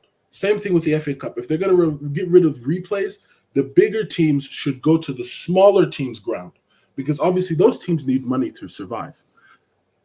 I think I think the complaint by Pep doesn't make sense to me because, again, media tax. The complaint was already there, but people nodded off, not because of a certain person or because of a certain person with a certain statue. They now may take that into consideration. It's ridiculous to me. Okay, let me go to Black. So that's Ricardo. So Black. So what's your take on this fixture congestions, bro? Do you think that they should just get rid of the Karabuki, the FA Cup, have less games, or does greed always win because people just want to have more games? Because if you have more games, you'll have a worse product because players need rest. By that logic, then the EPL and England will eventually become the MLB and the NBA, where everybody just wants more games and more money. So, they should get rid of the Carabao Cup. I don't even know why. What is the purpose of it? I mean, seriously, you already have the FA Cup. Why have another one? It's just going to kill your players. Just get rid of it. And also, I think they should also think about having a winter break because they need it. Like after Wednesday, come on, they were there for the taking for Chelsea after Wednesday. They were literally there. Don't remind me. I know. We have to just keep talking about it. Yeah. And in fact, can we segue into that as a topic? Let's just say one thing. Jackson, Jackson. That's it. No. Oh no, Yes, trust he me. did. We spent an hour. We spent an hour on this. No. But so okay. What? So you'd say get rid of the Carabao Cup and a winter break? Yeah. Do like everybody else in Europe. And I guarantee you they'll probably do better in Europe as well. Because there'll be more pressure. But do you know why there's no winter break? It's because that is a big promotional tool, the Christmas schedule. And I think because Amazon have a few games like that. Hence why I say they are becoming practically the NBA and the NFL. They want to be like that. They want to get to that level. So they see it as a way, okay, they have games on Christmas, let's do the same. Or they have games on Boxing Day, let's do the same. And also, I see this is a key thing. Plus, this is a key thing. The Premier League, as a brand, don't give a damn about anything else. All they care about is the brand or the Premier League. So we're worried about number one. So for them, they don't care what you're doing in the Champions League.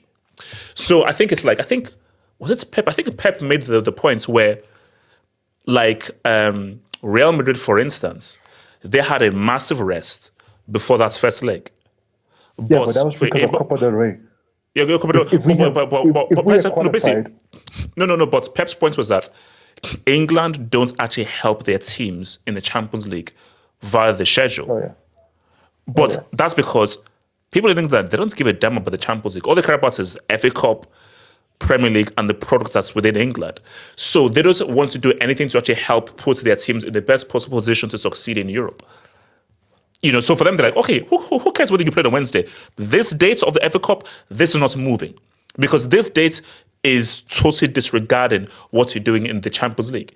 And that's why Pep made the point of like, I've said this to them. They ain't going to listen. And why will they listen when it's like, who cares what you do in the Champions League? That's Europe. Bro, this is Brexit. And mind you, they've already moved up. Remember, the Premier League normally finishes end of May, but they've already moved it up 2 weeks for Euros. So they're not moving and also, do you know what Pep said? So he said like the first UCL game next season is also the first round of the Carabao Cup. Yep. Do you know how stupid that is? How can you be that stupid? Yeah. Bro, get rid of that bum-ass trophy, bro. Get rid of it. No one cares about that piece of crap trophy. But you know the English media will lose their minds. Oh, screw them, man. But then again, you can't really get rid of those. Again, a lot of us are not supporters of the smaller clubs. We're supporters of the bigger clubs. But I know this stuff, but here's the reality here, Elijah. Here's the reality. Sometimes you have to make harsh decisions.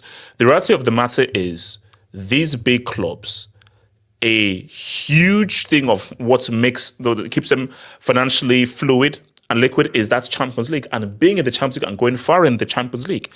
Fine, just have the Carabao Cup from the Championship downwards. But I'm sorry, how do you have a thing where Champions League games, FA Cup games, Carabao Cup games, international competition qualifiers, friendlies, Nations Leagues, potentially a Euros, or potentially a World Cup, an AFCON, a Copa America. Club World Cup in 2025. Now, Club World Cup is now another World Cup. Apparently, Club World Cup are like 3,000 games. That's what I heard. Apparently, you're playing 3,000 games at the Club World Cup. I mean, what is this? Okay, hold on. Let me go to Ricardo. How do we solve this? You're smart. You're a teacher as well. Use your brain. Can I speak after him? Yes, sir. Can you stop airing out my profession, please? I really appreciate it. Oh, sorry. The doctor. So since you help patients, so use your knowledge of helping patients. He's a doctor. Ricardo Uyema is a doctor. He's a surgeon. Yeah, he open heart surgery. Okay. Thank you. Yeah, we can start with the Caribou Cup, Eustace Cup. That's one start. The thing is, for me, is you can't really solve this issue because we already it's not exclusively a Premier League issue. It's probably more heightened as a Premier League issue, but what I generally think it is the way football is played now. It's more physically demanding. And because it's more physically demanding, the number of games hasn't changed. If anything, it has gone up, and it's going to go up more with the Club World Cup. But that only affects specific teams. It's not. It doesn't affect the whole league. For that sake, And I think this is why we're seeing a lot of injuries. The physical demand of the elite level is definitely a lot more now, more so than ever. So, yeah, it's very hard to really change that. And you're right that the winter schedule that the Premier League doesn't have definitely has an effect. Absolutely has an effect. I honestly don't see how you could really change this, in my opinion, because this is where you see that teams with good depth or good squad depth makes the difference here, and not every team can afford that luxury. And I don't want to, like, for example, Man City. I think a lot of Man City fans say, "Oh, we don't have that much depth. We don't have." That's not the point. Your depth really is more so the quality of players you can pull from your bench, and that's how they keep them afloat. It's the same thing with Real Madrid. They have quality players on the bench. There's no reason why they have sustained a kind of deep runs in competitions. So you can remove the Karabuki Cup, but that doesn't solve your problem, in my opinion. You definitely still have a lot of issues at hand. To be honest, I really don't know, but just it's not an easy fix. Like, oh, fuck the Caribou Cup. It's not as simple as that, to be honest. How about teams from about 9th?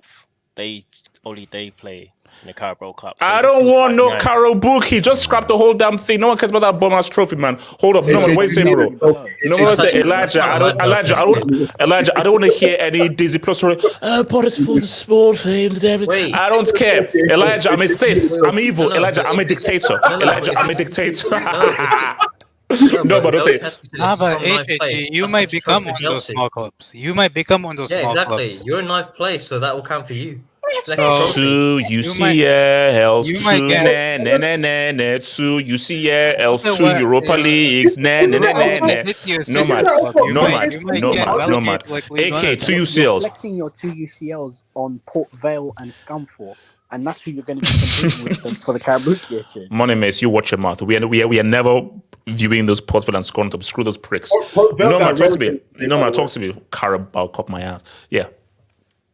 Yeah, actually, I disagree with this. I think the replay shouldn't have been scrapped. I think we should have even more these semi-friendly tournaments. We should even have more secondary league cup or more tournaments, more fixtures, and a higher share of the earnings from those tournaments should go to the clubs instead of the football associations.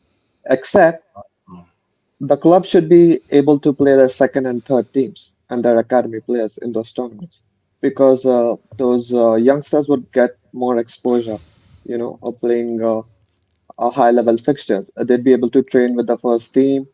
They'll at least they'd be able to compete against some first-team opponents from the opposite team, and it will just give them a better experience, more exposure, and help to fast-track their development. So that's what I think. I don't think it's about the fixtures. I think it's about the fact that the teams are expected to play their starting 11 in each of these best-ass tournaments. And I mean, what did the youngsters do wrong? Shouldn't they be able to play? Shouldn't the academy boys be able to they should. High-level fixtures? Wouldn't you like your academy starting 11 to play the Carabao Cup? Oh, no, but I think there's a feeling that the Carabao Cup should be taken seriously when it's like, that's the issue. It should be taken seriously. Yeah, that's the issue, because even the youngsters deserve more experience and exposure with the first team and against high-level opposition in high-level fixtures. And as far as you were telling about the fact that the English FA doesn't care about the Champions League and other tournaments and the international qualifiers and Club World Cup and so on. Real Madrid just recently requested La Liga to prepone their Sociedad away game after the El Clasico. And La Liga said yes. So we're getting an extra day to prepare for Bayern Munich. Oh, did it go through? Yeah, it's most likely go through because Sociedad has no problem with it. Bundesliga would never do that for us. That's so Sociedad. We're gonna dunk them by. When you own your league, you own the league, so it's kind of different. Yeah, the thing is, both the teams should agree to it, right? So Sociedad has no problem with it. So we'll get one more day. And also for Samasi, congratulations. there would be no Bayern Munich fans at the return leg at the Bernabeu. Your Oh, fans I are don't banned care at the They're not about going to Bernabeu. win with the Oh, that. are they still banned? Congratulations. They're still banned. That. Yeah, Wait, hold on. So, congratulations. I do all right. not care. So shout out to your boy Abdul Hadi. Chelsea have one game a week, but are still booty. Respect. People don't want to know. Barry, about why me. you always the one to laugh loudest, man? I always do that. You No, always the one. there's some funny dubs in this. Wait, if one. people need a translation, that means ass. No, booty means treasure. Pirate's treasure, man. So there you go. No, it doesn't. Yes, it does. it is a Mr. treasure. Jumpman 49. Oh, so okay. And that's it. I think, guys, who's flexing a Karo Bobokake cup, bro? You were. Liverpool. I was never flexing a Karo Bobokake. I am. No, AK. No, AK. He said when Chelsea were in the final, this is the oldest cup in football. It has the heritage. Do I not have that disrespect the Carabao Cup. And then the minute they heritage. Hold on. So let's move on. So just briefly before we move on, remember, guys. Wait, hold on. Remember, guys, hold on. So remember, playoffs are started. Join the NBA Discord. The NBA Discord will be popping up for this playoffs. Embiid has just gone down, so they're saying Knicks in 4. So it is what it is. Magic lost to Cavaliers because they're bricks. It is what it is, but we'll get back. Penny Hardaway lives. All right, so now, hold on. Let's go. Let's move. Hold up. Let's move. Yes, Penny Hardaway, yes. Shout out to Penny Hardaway. How good was Jordan really? So here's the thing. So here's the thing. So Barca against. So do you all agree that Real have already won the league, or can Barca do something crazy? Yeah, they won it. Yeah, we've won it. It's over. No, wait a minute. Wait a second. No, it's we now. Oh, guys, come on. 8.7 games. No, wait a second. Nah, if if they Barca do, win this tomorrow, Every they play before Madrid, so who knows what can happen? That's not happening, man. They're not not winning against happening. the Bernabeu. Hold up. Tomorrow, it could guys, get ugly. come for on. HH, let me speak on Barca. this, please. It could get ugly. I So wasn't here on basically, Wednesday. guys, I'm just saying, if they win, it's 5 points with 6 games to go. It's not HH. impossible. Why are you giving the but boss very Must be the unlikely. biggest bottle job. Who do you trust more to drop points? Real Madrid or Barcelona? Oh, okay, no, in the guys. next I'm 6 games? just, guys. Look, say we have to be professional here. Look, I believe it's already over, but let's just be professional here. If we're being professional, there's a opportunity now. Let's see this right now. Hold on. Okay, let's see right now. Real Madrid win, it's over, done. Like let's just be done.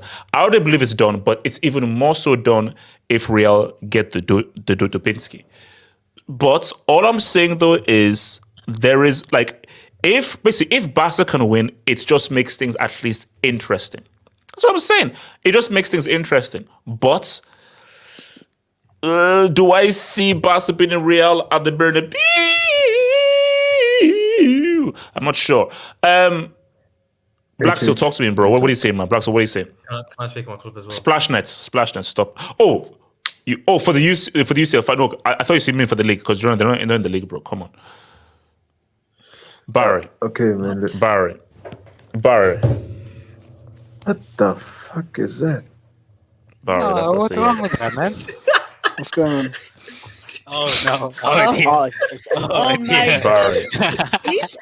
Barry, that's it. I generated. Hey, I didn't make it. It's AI, man. I didn't make it. Barry, that is one of the most horrific things I've ever seen in my life. And okay, hold on. Very sorry, quickly. Do you know why I gave you a yellow? So on my phone, do you know what my screensaver on my phone is? Is Black Mike off the wall. So Michael Jackson off the wall because that's how I want to remember him by.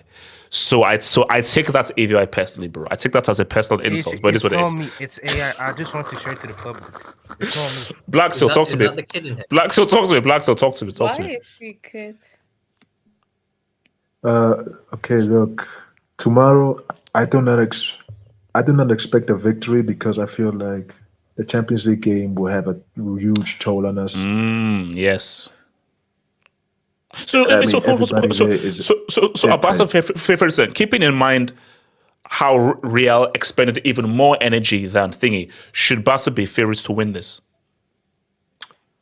Yes, but I don't think they will. I think it will be a draw because number one, Chouameni will play, and we don't lose when he plays. And whenever we do well in the Champions League, here's something that's kind of scary. Every time we won the Champions League the past 10 years, we always lost to Barcelona at the Bernabeu.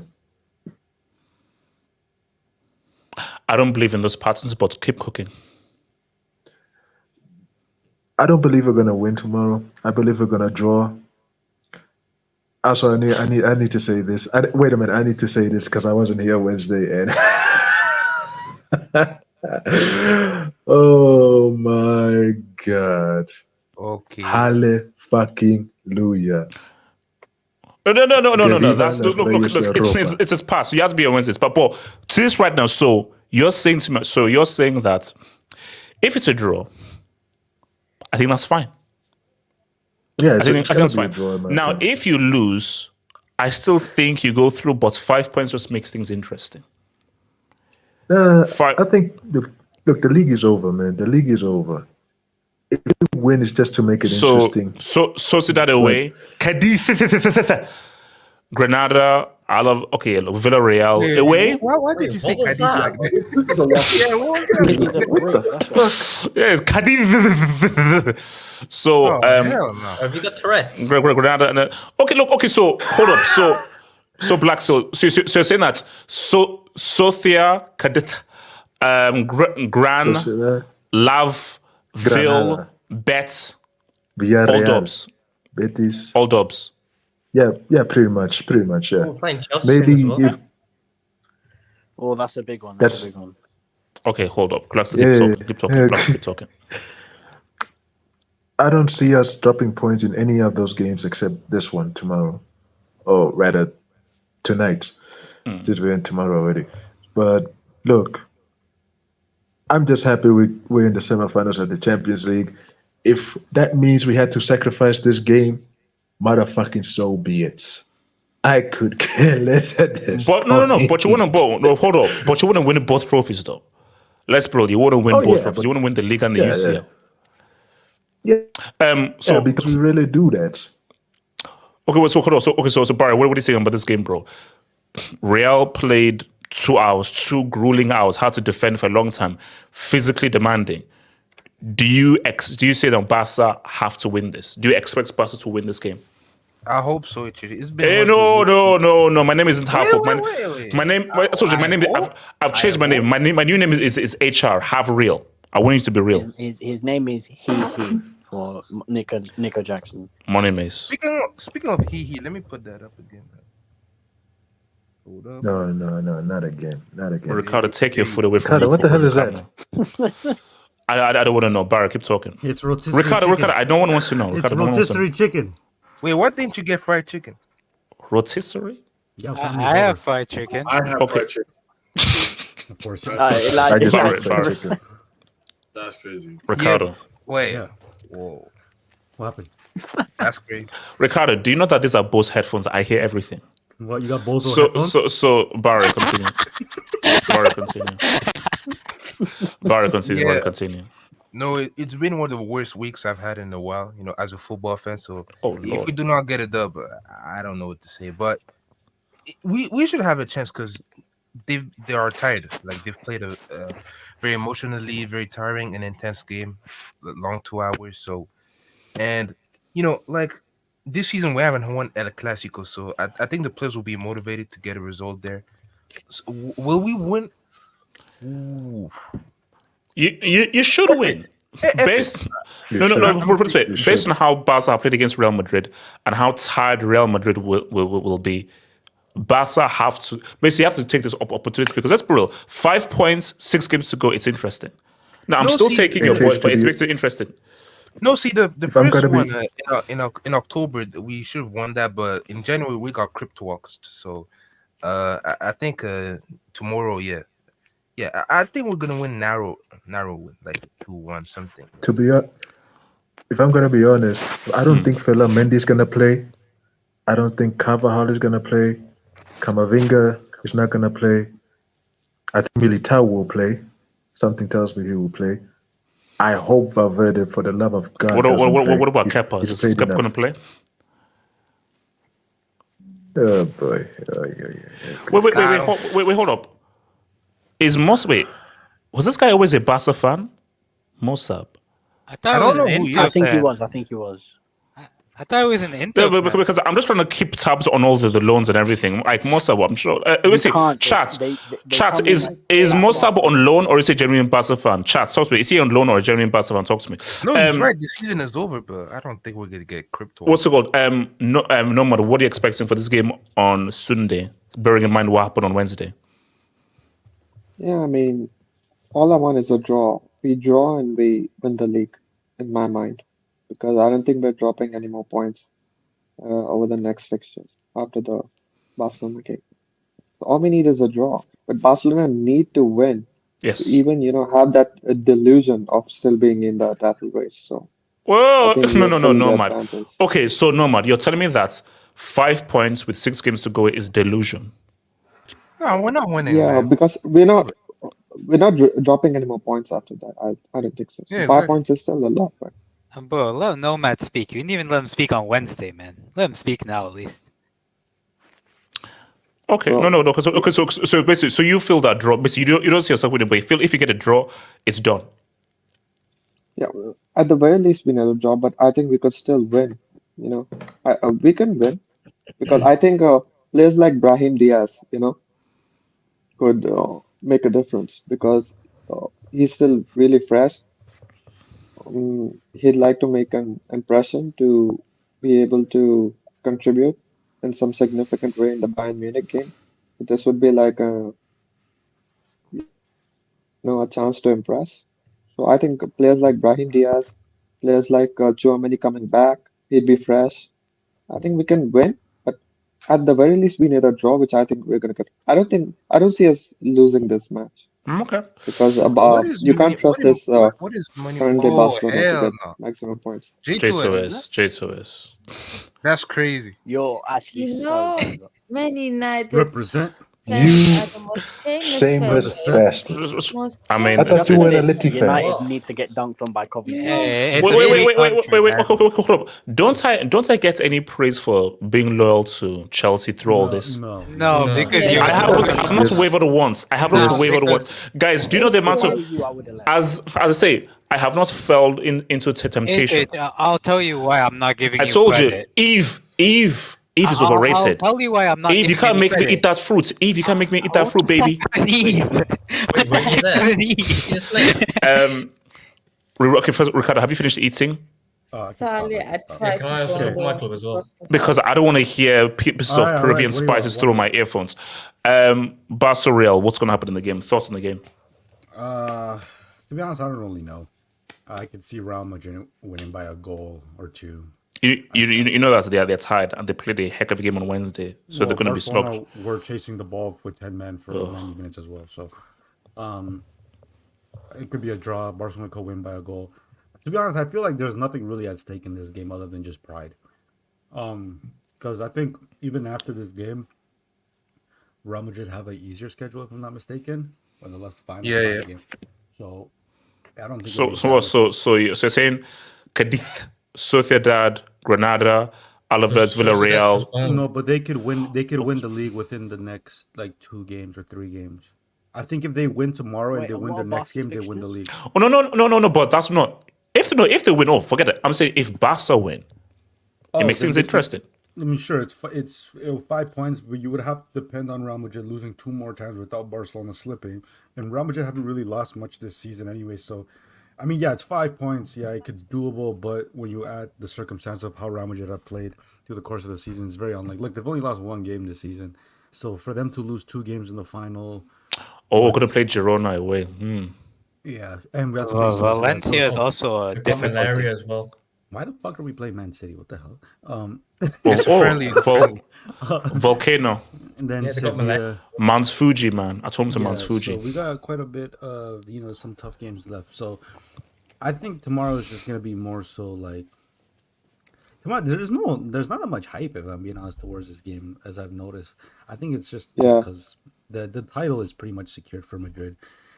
Tomorrow is just gonna be a battle of just I guess bragging rights. I guess. So I could see Barca winning. I could see Madrid winning. I could see this even being a draw. I think if Real Madrid win, they'll probably win like 2-0. If Barca win, maybe like a 3-2, 2-1, or a 2-2 draw. I don't know. To be honest, I really don't know. But I don't think there's much at stake, so I don't know. Also, keep a lookout for Javi. Keep a lookout for Javi's antics. All right, J Suez, what do you say now? It comes to AK, J Suez. Yeah, hola to my fellow Madristas in the chat and on the panel. But yeah, we're winning tomorrow. Easy 3-0 dub. 3-0 dub. United fans are the worst. Excuse me. If Coventry City Hijo de beat puta. Manchester United, Cállate, you colchonero. cannot come on here being a Real Madrid fan. No, we said close the fucking borders. Close the fucking borders. I was already in Madrid. I just went to the other side. That's what Donald Trump said. That's what Donald Trump said. No, wait, Sebastian. I was already in Madrid. I just went to the other side. I think Jay is a sleeper agent. Hold on. Unlike Angela Merkel. Oh my God, no what? Wow. That's Sebastian's country. It is. Supposedly. Yeah, supposedly. Yes. So just to continue. See, I'm getting a lot of love in the chat. See, my fellow Madristas, they recognize me. Man, get the fuck out of here. You're a colchonero. Okay, who changed my name? You know, you did. Not even Athletic. You did. He's Man United, man. It's your fucking. I don't have powers to change names. I don't have powers to change names. Hey, hold on. How do you support 3 clubs in one season? How do you support 3 clubs in one season? J2S, you can't support 3 clubs in one season. Allegations. There's only 2 transfer windows. J2S, you physically can't support 3 clubs. It's physically impossible. I don't physically support 3. I only support 1. Madrid. That's what I support. That's all. Which one? There are no receipts. I don't have any digital footprint. I've always been a Real Madrid fan. So anyone that disagrees with it. Oh my God! For fuck's sake. Yeah, that's crazy. That's like a triple or that's crazy if you did based on Yeah. Okay, hold up. Thank you. Okay, AK, what are you saying? What are you saying about this game, AK? I think actually we don't want to make Munich great again. We really don't. Okay, I know. Thank you, AK. AK. Sebastian, we don't know. Sebastian, we don't know. Sebastian, thank you. Okay, thank you. Okay, AK. Sebastian, please. AK, thank you. You know, ironically, today is his birthday, right? Yeah, it is. No, guys, what are we doing? AK. Yeah, I think something. Shout out Big H. Shout out Big H. Let me speak, please. AK, just talk. AK. Let me speak. Yeah, whoa! What the hell? Okay. Continue. Yeah, Relax, okay. I think apart from the physical part of the game, I think the psychological part of the game is important because, let's be real, Barca coming off possibly the most devastating loss of the season. You could argue that. And Madrid are coming off of, you could argue, their biggest success of the season. So for me, if Barca approach this game in a bad psychological state, if they come out still thinking about what happened against PSG, I think it can get ugly for them. So I think Barca have to come out thinking it's a whole new game, whole different team. But if I'm being honest, I predict a draw. I predict a 2-2. I think Barca will score 2 early goals, but then Madrid will come back. So I think it could be something like that. So, unlike Pep, do you think Carlos should make huge changes to the team or keep the same team? What do you mean huge changes? What changes?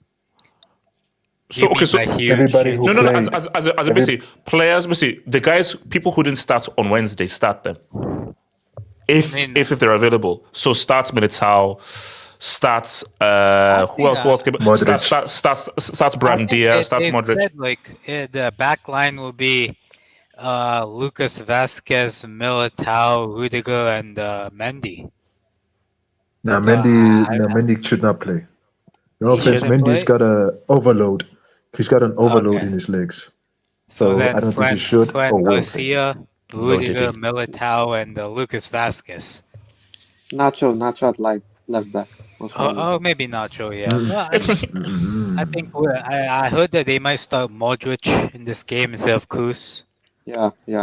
Actually, I think I'm feeling a draw. Yeah, I'm feeling like a 1-1. I see a draw. It's not like I don't think either team's gonna like.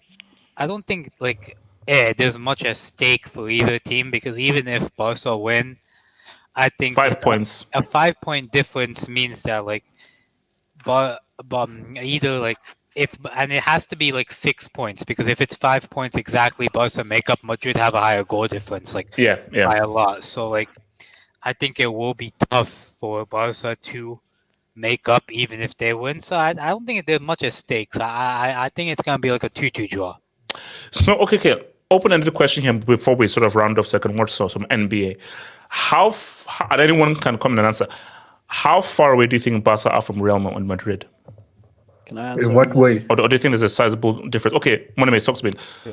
Because look, we already see Real for the future, and Barca, a few promising signs. But do you think how big is the gap in quality and in terms of future and what they can do in the future, legacy-wise? Are Barca behind Real Madrid? Let me go after Money. Yeah. Just quickly put up my AVI first. All right, I think that's been a pink hat. Oh my God. Okay, all right. Hey, just wanted to give his best wishes. Cristiano on twins. Yeah, giving best wishes, man. Money miss. What's it called? It's difficult with Barca because it's the spending that they did between, I'll probably say that 3 to 4 year period of about, I'd say 2017 onwards, it really set them back really, really far as a club. That 3 to 4 year period where the club was having to make subsidies for all the payments that they spent on players like Coutinho, Griezmann, Dembele, and these guys. And the thing is with Madrid is that the best thing that Florentino Perez has done for Real Madrid is that he's ensured that they are self-sustainable, that Real Madrid will never take a significant loss, even if they have a player like Eden Hazard, who they buy for all this money, who ends up being the biggest flop in Real Madrid history. It's not going to hit the books hard. Speak on it. Because it's not the be all and end all of their strategy as a club. They have the backup plan. They have the Vinicius. They have the Rodrigo, the ones that they buy for 30 and 40 mil that can end up coming good, which they ultimately have. I think Barca are doing the right thing at the moment. They're starting to trust more in their academy. And listen, Barca, despite how bad they've been over the past few years, the one thing that you can never take away from them is their academy. For me, they easily have a top 2, top 3, maybe even the best academy in world football. These guys. Ed, listen. Ignore him. Nobody has anyone as good as Callum Hudson-Odoi, English Neymar. No, but these guys literally spawned a centre-back mid-season, Kubasi, from absolutely nowhere. No one knew who this guy was at the start of the season. All of a sudden, he comes in and now he's one of their best players. I remember watching a game. There was this striker who just came on. I think it was Mark Guy. Mark Guy just comes from out of nowhere, scores a goal. These guys have an incredible academy. And the thing that pushed Barcelona into success as a football club in the first place was this academy. And the reason why they fell off so hard is because they went away from trusting it. Now they but I think it is a mixture of both, academy and that kind of superstar guy, whether it be a Dino, a Neymar, and that kind of superstar player. So you need just a bit of both. But the issue is that Barca just don't have the funds because Lewandowski is a geriatric, with all due disrespect. Yeah, but go for it. That's a payment they had to. That's the sort of thing they had to do at that time because they needed a striker. And listen, although the team has a lot of holes still, there's a lot of things that Barca can do within the next few years that can get them back to where they need to be. A big thing that Barca still have is that despite how bad they are, big players still want to join them because it's Barcelona. You've seen João Felix and Cancelo and the Portuguese guys. They're trying to talk to Bernardo Silva. These guys are pulling levers and they have no cash, yet they're still attracting or ability to attract one of the best players in the world. Only Barcelona can do that. Barrett, talk to me, man. Yeah, so first, let me speak on Real.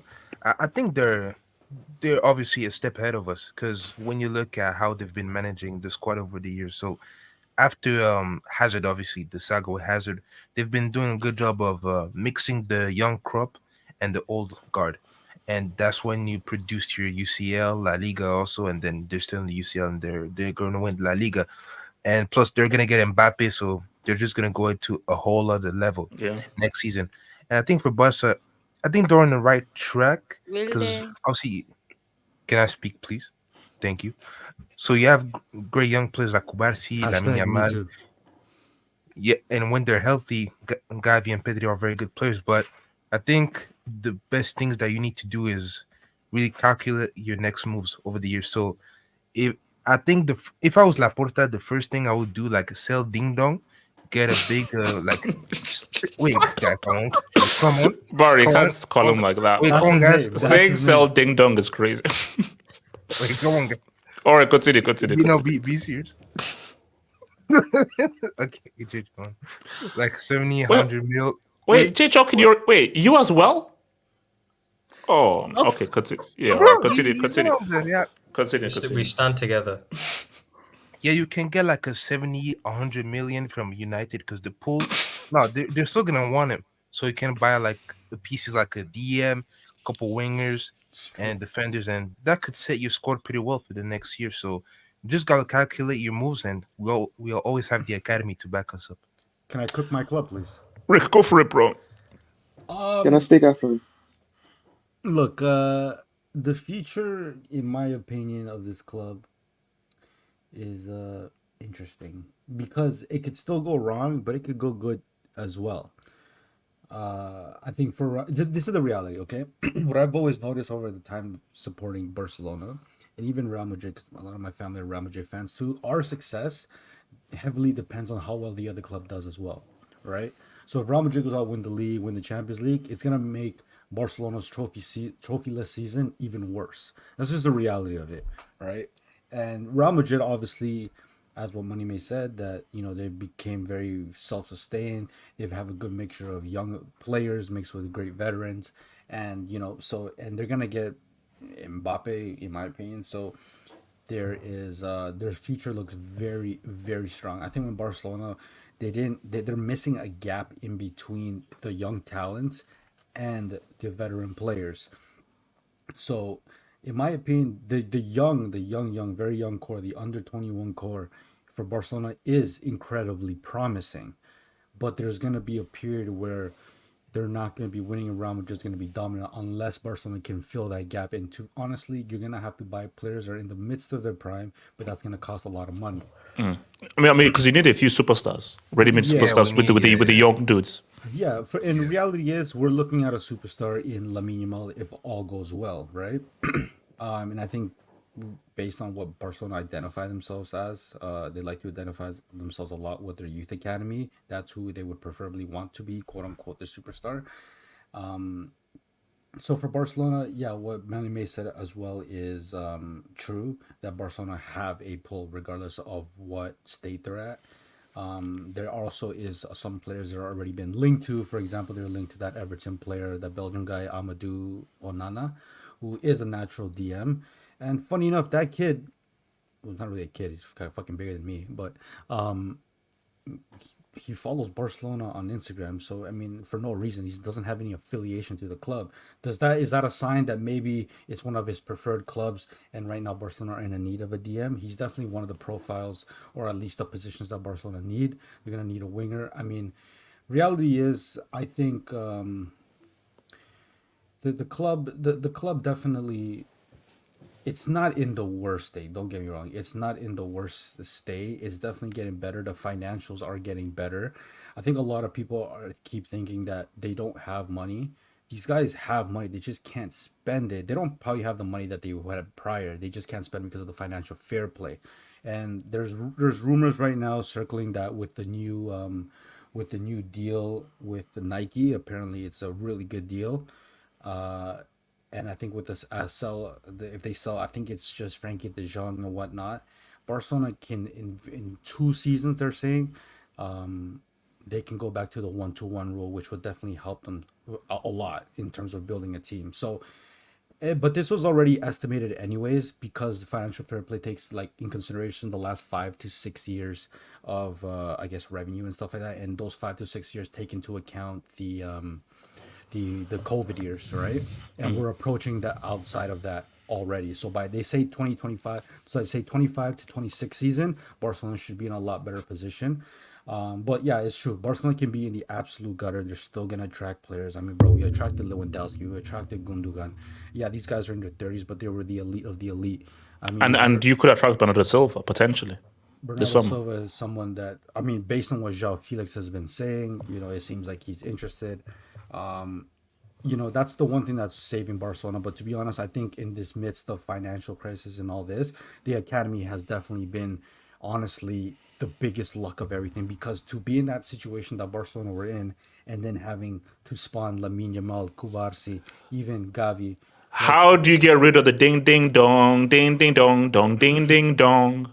No, in my opinion, he has to go. I've been saying this actually. No. But how do you reckon it's go? I mean, unless you put a gun to his head, which is I wouldn't advise. Yeah, I mean, why not? It's a mixture. It's a mixture of a lot of things too. The guy doesn't want to leave. Maybe it's because he's getting paid handsomely, which is probably true. Obviously. But I genuinely do think Frank De Jong is a massive fan of the club. Like, he's made it no surprise since he was at Ajax how much he wants to be at Barcelona, and it's kind of hard, especially when you're contractually tied to the club. He kind of has all the leverage, especially more so if the club want to get rid of him and more than he wants to leave. So unless it gets to a really nasty summer, which every Barcelona fans knows that the Catalan media is an absolute, they're the Lionel Messi of making things ugly. So I think, in my opinion, he has to go. I wouldn't be surprised if they probably look past Ter Stegen. I think Ter Stegen has to go as well. But there's a lot of things that need to change. But I think if things go right, they can definitely go back. Okay, wait, hold on. So let me come. There's rumors. Rumors that what? There's rumors that Araujo and his agent want to sell him to Bayern Munich. Okay, so wait and see. Okay, so let me come to Nomad real quick, and then to J Fold, which is harsh. Nomad. I think what Barcelona need to do is not, think about competing with Real Madrid for the next 2 to 3 seasons, and focus more on. So you want them to have a losers mentality. So you want them to have a losers mentality for the next 2 years. Okay. No, but not go all out like they did last time around, right? And dig themselves into an even deeper hole. So that would be a bigger problem for them. Get rid of the dead weight. Get 1 or 2 signings that you could get on a bargain, and that would depend more on the new manager, which they would be able to get, and a lot of it would be dependent on the new manager. If they get a bum, they wouldn't be able to compete, and if they get an elite manager, he's going to need some money to be spent for him to do what he needs. So I think they would do well to get someone like Thiago Motta from Bologna. He's qualifying Bologna for the Champions League place, and he's also an ex-Barcelona player, and he also plays possession-based football. So I think he would be a good shout-out instead of someone like Marquez.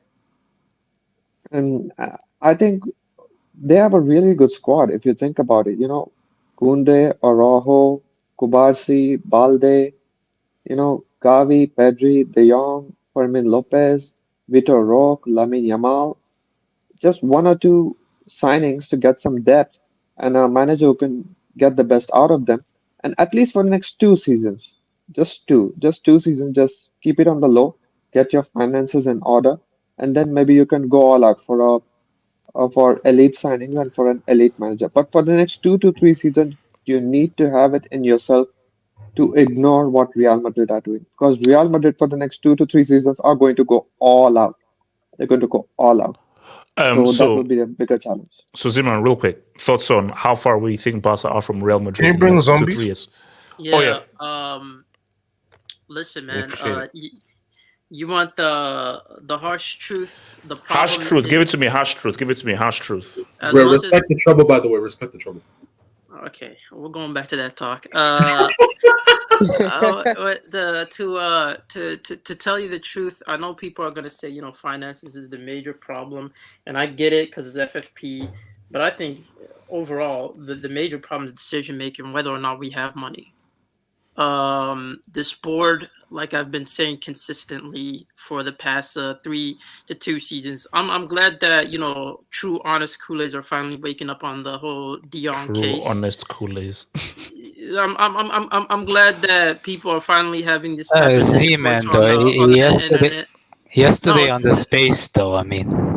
Yeah. No, we had a whole discussion about whether or not we should sell De Jong, and these guys were defending De Jong like he's their father, and they started talking about him like he's a legend. But a legend. Wow. Yeah. Not a legend. But going back to the whole case, I trust our youth academy in terms of producing players. I still think there's 6 to 7 players that are going to make it to the first team from the youth academy in the next couple of seasons.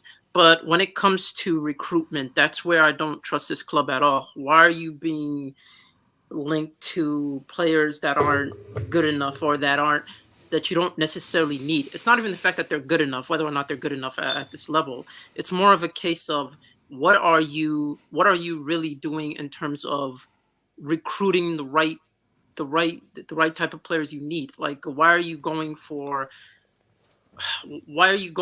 I'll be honest. Why are you trying to make Cancelo permanent? I know it's going to be another loan with a permanent buy. Why are you trying to make him when you don't necessarily need him?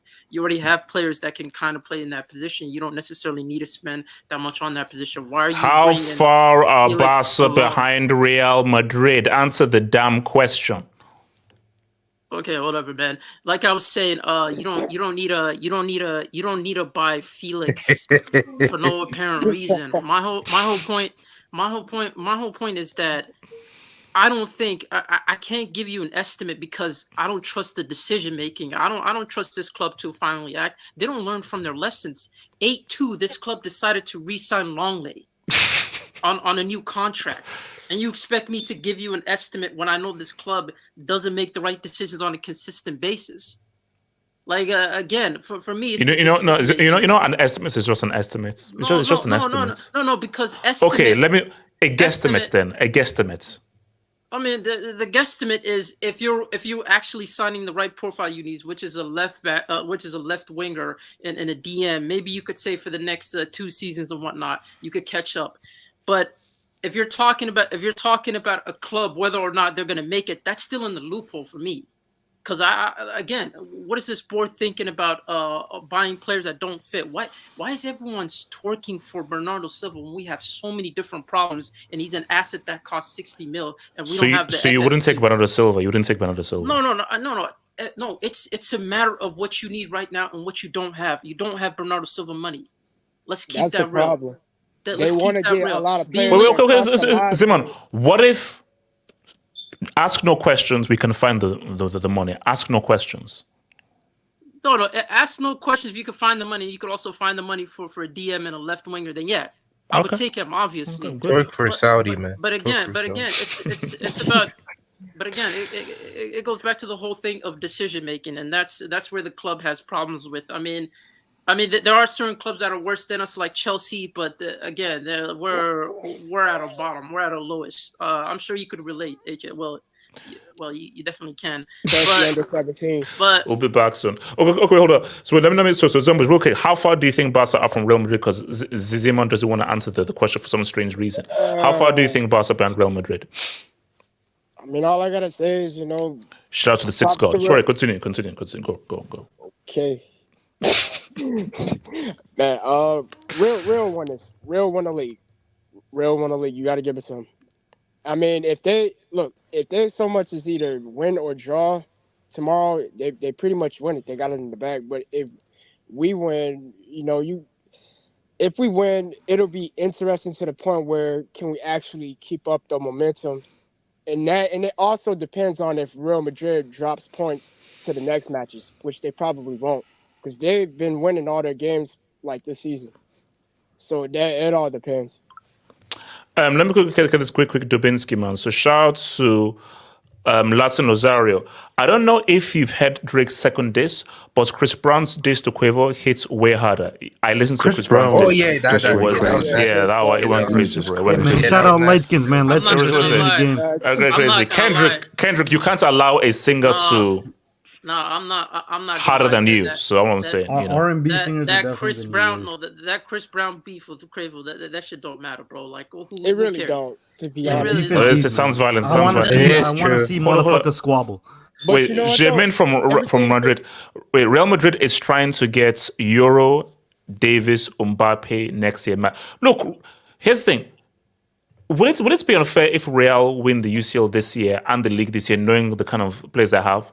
No, because we could have like a decade of dominance here. Well, but also remember, financial doping FC still exists though. So FDFC still exists. Yeah, but you know, KD narrative is KD. No, he's already KD. Let's keep it real. No. Because PSG, first of all, PSG are not making the UCL final. If they make the UCL final and they get it, they lose. That's what PSG are not winning. They're not winning. I don't know they're not winning. I don't know they're not winning. What's the hype around Alphonso Davies, man? Yeah, I don't get Real. it. No. Real is garbage this season. They'll make him.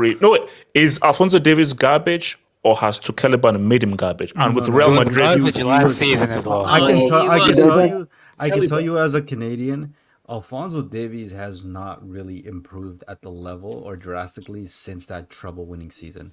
Yes. Yeah, He's not a good defender. He's not a left back. Well, he's okay, this is the thing. This is the thing that maybe Real Madrid will find out. If you're buying him for a left back, you're gonna have a lot of defensive issues, because if you saw Alphonso Davies when he was in the MLS, he wasn't a left. He was a right winger.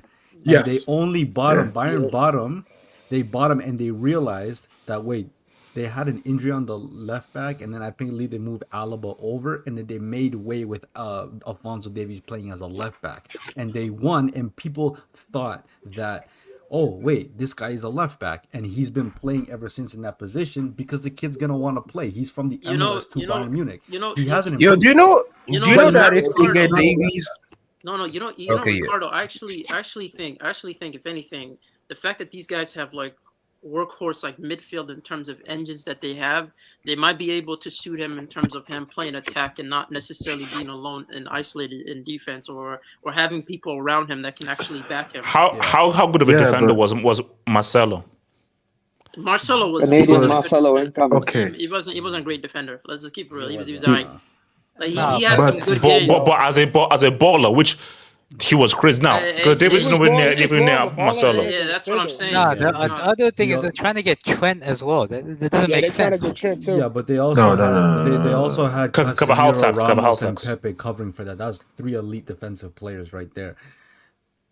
I don't know, to be honest. And I think they have the midfield engine to do that.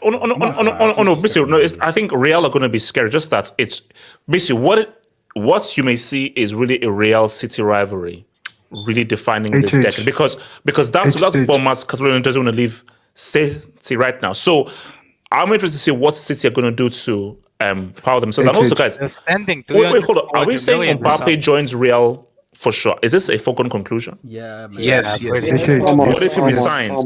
What if he says that I'm keeping my talent on Paris? I'm keeping my talent on Paris. That's respect. To me, that's respect. To me, that's respect. No, it's not. That's suicide. That's self-harm. City is spending 300 to 400 million this summer. Yeah. You see, FFP, what are you doing? How?